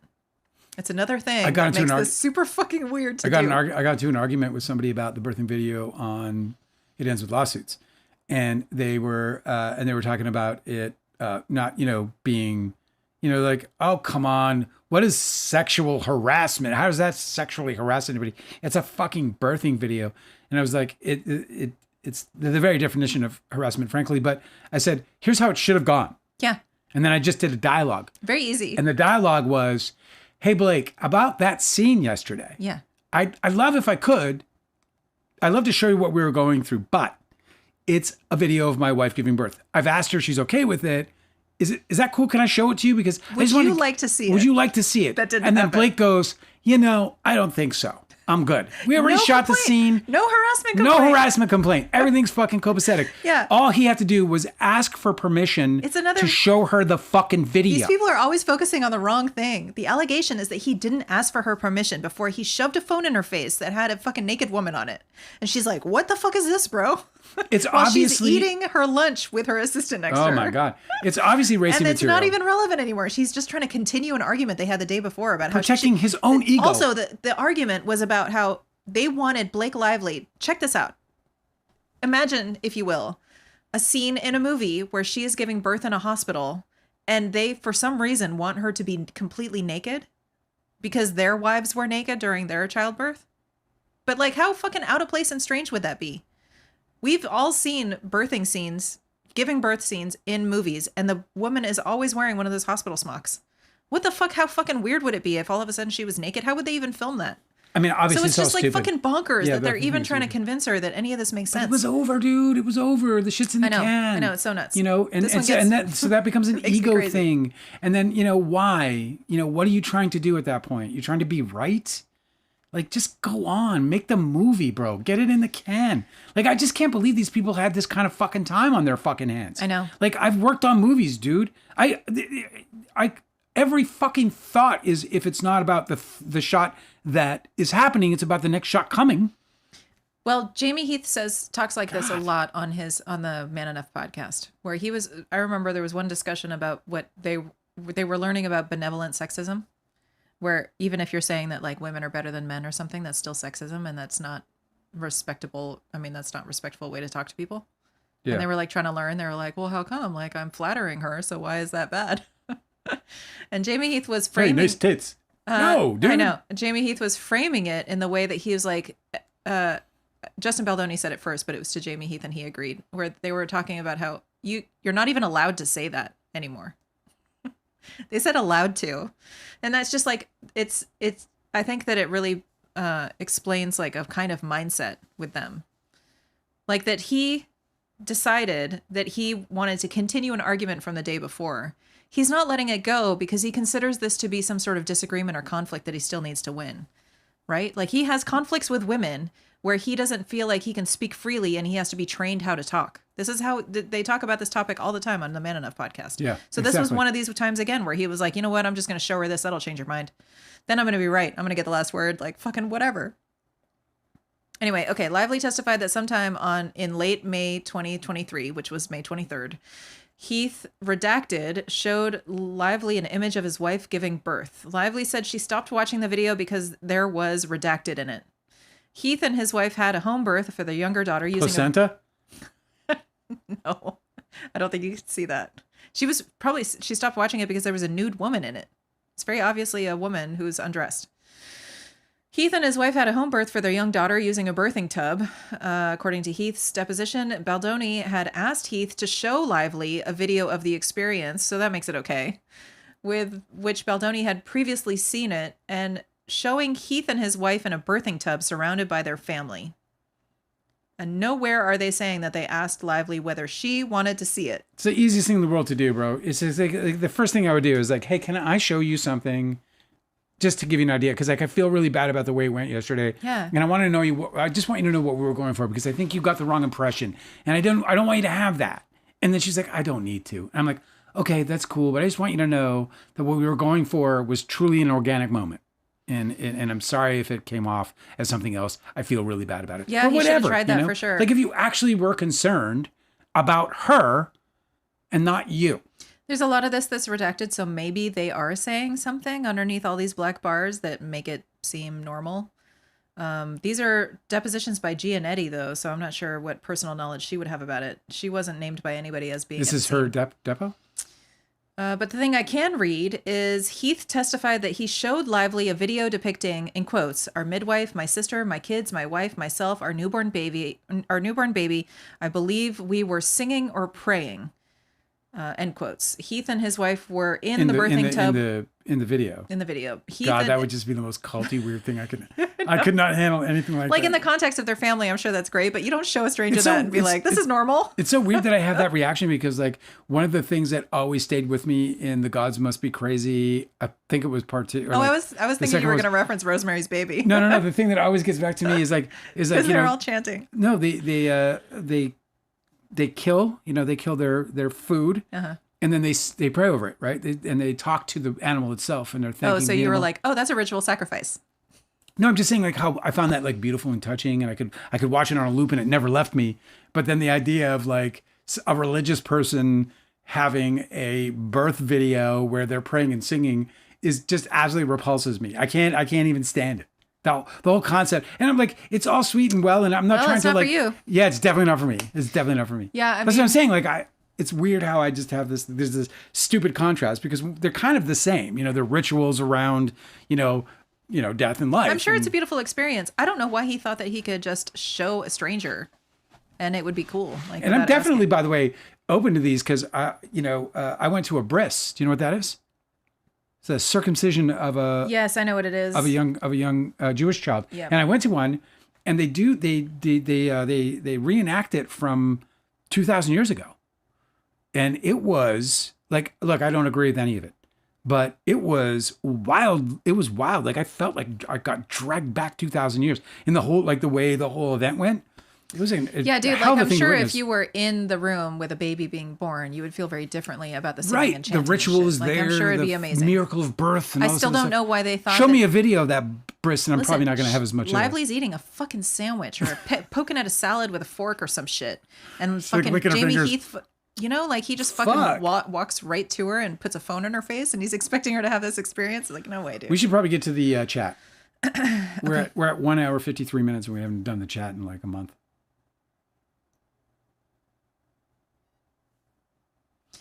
A scientist said there are at least 2 witnesses: the makeup artist and whoever tried to cover her up when Heath barged in without knocking. See, this is another thing, dude. There's the wild card of the witness testimony. The junk farm said. There's witness, the makeup artist. Yeah, that's going to be interesting, that testimony indeed. A scientist said at least half of these statements of undisputed facts are very much disputed facts. Yeah. Delicate said addiction to substances changes your brain chemistry. So I guess we're talking about the porn addiction. Yeah. Well, they're saying that it does change. Porn addiction can, it's like gambling, change your. So I'm probably wrong about porn addiction. I'm saying weak sauce, though. I'm calling weak sauce. I read I saved a few articles about this to talk about Baldoni's, his admitted porn addiction and how it factors into this case. And I found a bunch of articles of psychiatrists who were like, it's not a thing, but here's what it is instead. Yeah. I personally have a hard time grappling with it as being an actual physically addictive thing. I understand the compulsions. I understand compulsion disorders and, it's so on and so forth. But addiction seems like a cop out. It seems like something that people can use to be like, I'm sorry, I'm helpless in this situation. Oh, yeah, I know. The junk farm, this is a good point. Lively let stuff go, and then she started not letting stuff go. Her complaint to Heath a month later would be yet another example of something he was required to act on. And that's a very good point. I think so too. So they're saying a month later, she brought up the fact that he looked at her naked. That means it's still a big deal, dude. That means that your business is potentially endangered by this, this continuing issue. Well, if there's a pattern, why didn't they act? If there's a pattern, we don't find out until after it's, revealed itself. You don't make up a pattern. You don't be like, oh shit, that's one thing. So it's like, yeah, you're cool. You're good. We're good.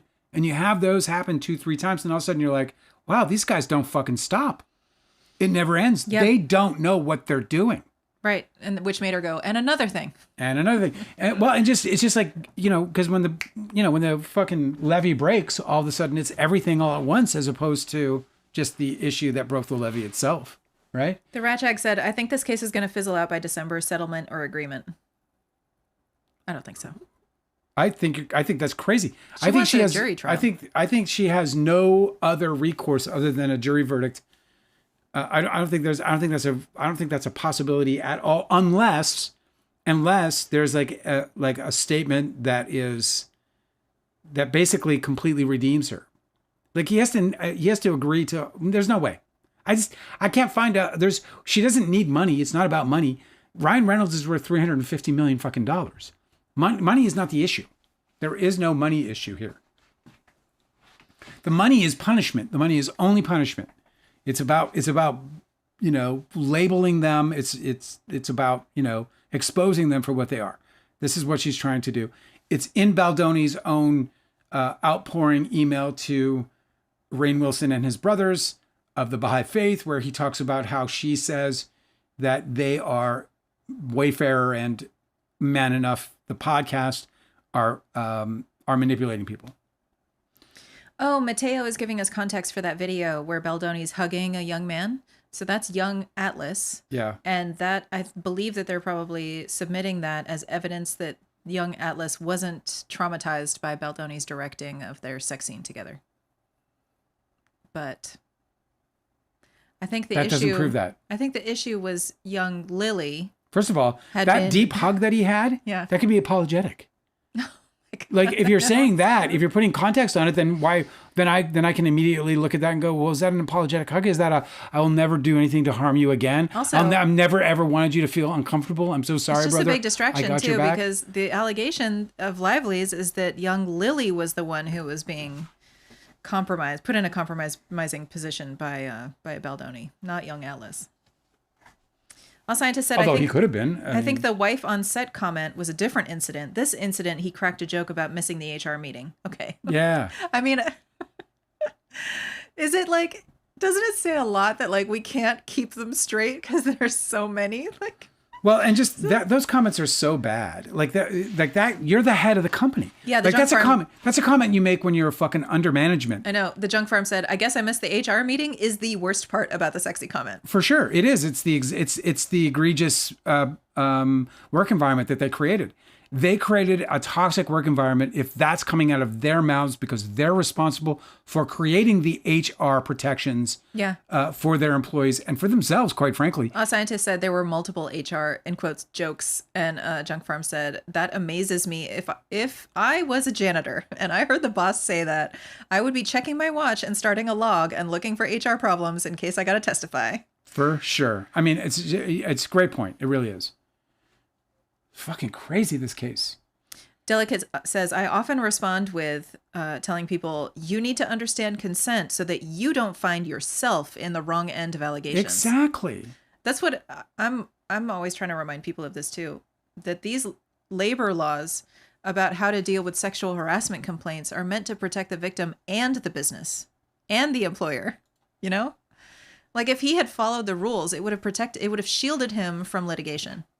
There's no reason why it's so weird that he was trying to protect his business by not doing the thing that would have actually protected his business. Yeah.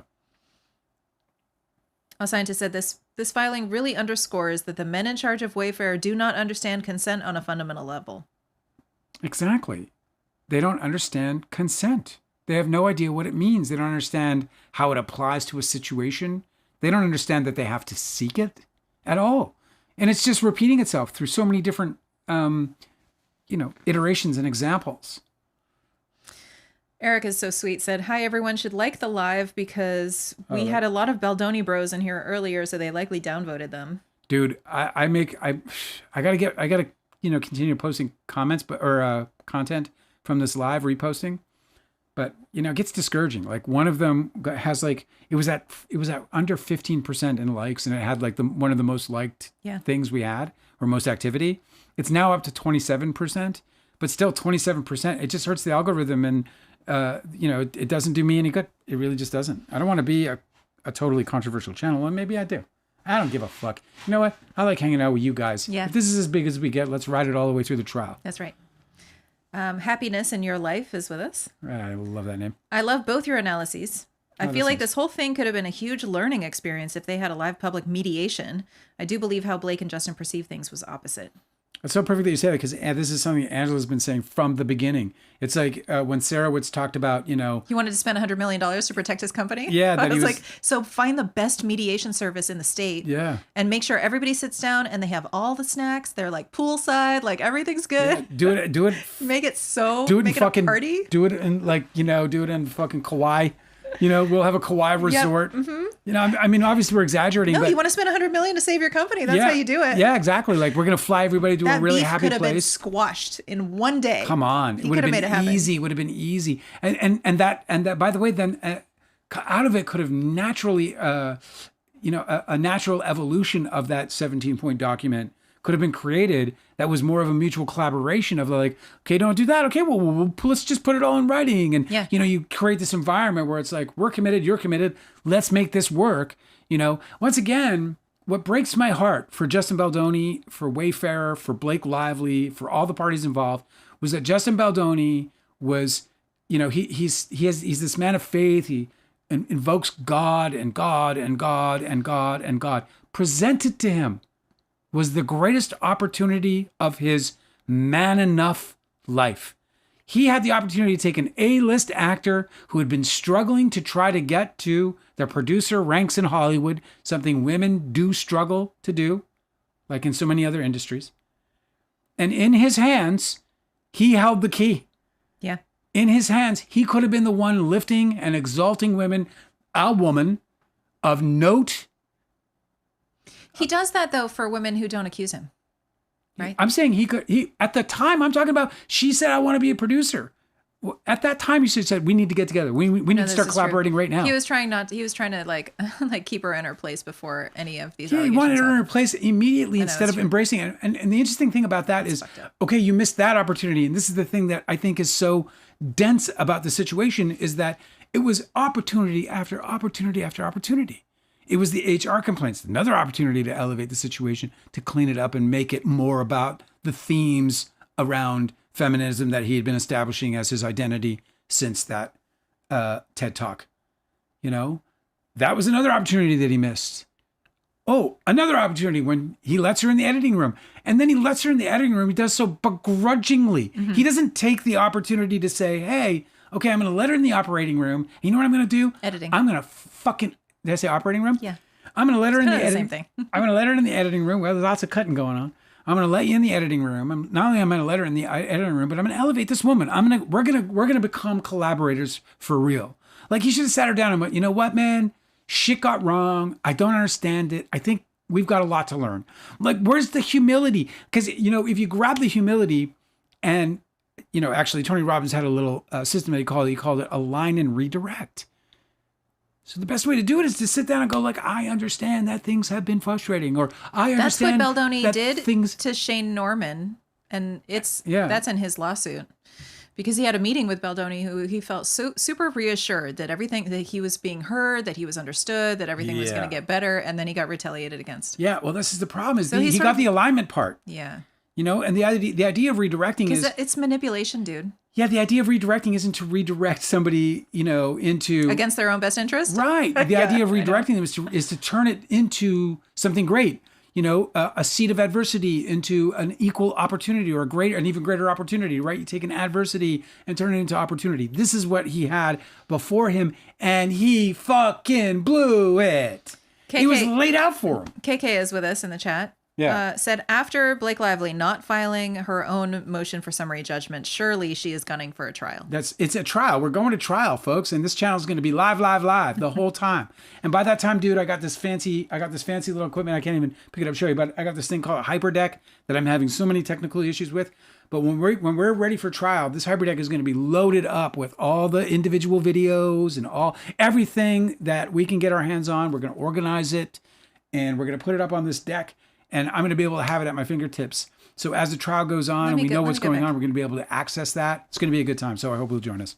Troller Troll said, I agree with you guys. It's about this whole lawsuit is about exposing the toxic, unsafe environment she was working with on set and his unprofessional behavior. I think it's about, I think for her, it was about protecting other women. Like, remember that we're talking about a Me Too movement that was born in Hollywood. We're talking about where multiple women were left victim to these absolute horrible predators. And while Justin Baldoni may not have been an absolute predator, right. What he was he was a wolf in sheep's clothing. He was pretending to be something that he was not. And that thing that he was pretending was whether intended or not, bringing down or could bring down the guard of women. As soon as a woman drops her guard, that's when she's most vulnerable. That's when she succumbs to the abuse and the toxicity that men can inflict on environments like a workplace or wherever. I can't believe that they submitted that dance video as if it exonerates him, because it definitely shows very clearly that he is not taking no for an answer repeatedly, that he keeps moving in for a kiss after she says, we should just talk instead. And he's like, yeah, sure. And then he moves in for a kiss again and again. I'm like, this tells the whole story. The way that she built it as this tease in order to try and sell him. Like the weirdest part about that was when she's sitting there she's dancing and trying to sell him on what it means to have restraint in this situation. Right. And instead of him like not only buying into her idea around this creatively, but it actually got him horny. And he growled in her face. He growled in her face. It's fucked up. So that was probably the day where she was like, okay, we have a problem. You saw it in her face when it just dropped off at the end of the cut. I know. This guy does not know how to conduct himself professionally with women. Neither does Heath, because remember, that was the same day that he went and showed her the birthing video without asking her permission. So she's like, what the fuck is with these men? Look, maybe she wasn't entirely an object to him, but I truly fucking believe that a part of Blake Lively was this object, which was this movie star. She was the biggest star they had ever worked with at that point, without question. Delicate said that also Blake Lively intends to expose how we are manipulated in the media and social media. Well, that exactly. She definitely has both of those things. But you're right. I think that's actually probably the most. I think Delicate's nailed that in terms of that. I think that's the thing that matters most to her. It matters most to me. This whole story to me is all about that, because you guys know, I mean, that's exactly what these fuckers did to me. So, and what's cool about it is that she's actually showing me the real deal. Like I've never seen the underbelly like I have now about what they did. I know, we're learning so much. The first time I got exposed to it was actually in the Johnny Depp trial, because it was in the Johnny Depp trial that I learned that the National Enquirer was ultimately media that was purchased to spin lies. That was the Stormy Daniels case. Oh, it was the Stormy Daniels. Okay, so it was. I apologize, but no, that's okay. Yeah, there was so many. KK is making an excellent point, because you know how we were just talking about Steve Sarowitz admits in his deposition testimony that he was only on set for two different times. Yes, he was only on set twice for 10 minutes, maybe only for minutes. Yeah. Right? He didn't spend much time on set.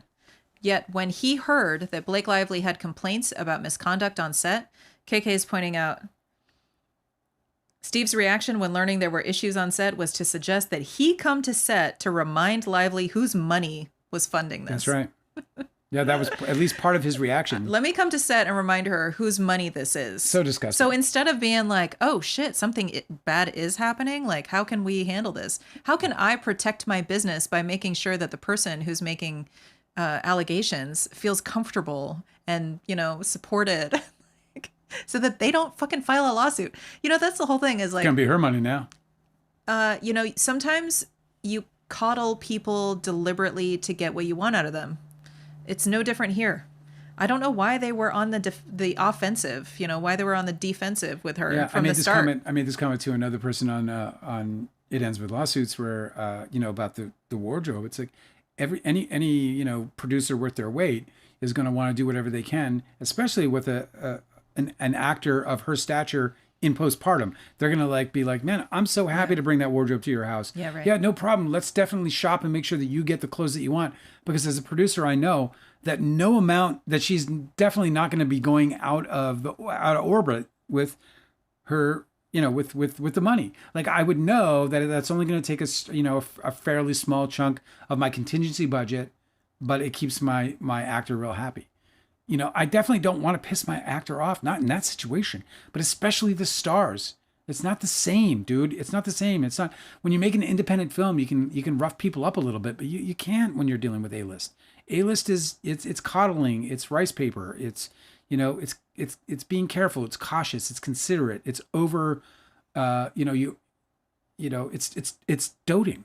You know, it's all of that. Mm-hmm. You know, they want the biggest trailers. They want, you know, it's all that stuff. A scientist said, speaking of female gaze, I want to again point out that he put in writing that he wanted groping to be in his female gaze film. The intimacy coordinator needed to edit it to caressing.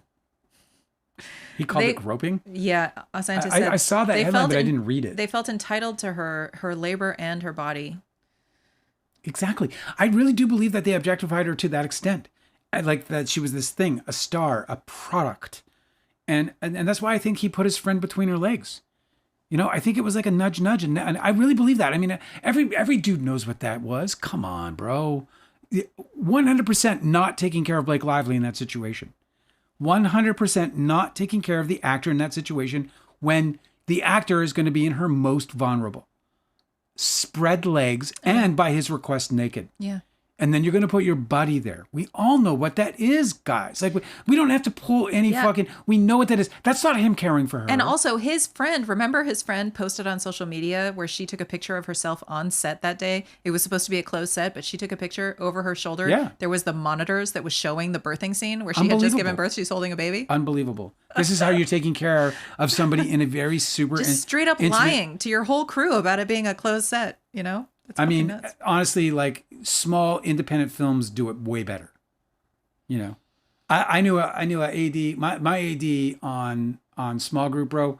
Like, nothing got past him, and that wasn't like, if it had anything to do with anything that had to do with rules and regulations. This motherfucker was on that shit like white on rice, bro. Yeah. It didn't matter what it was. We had a gun on our set.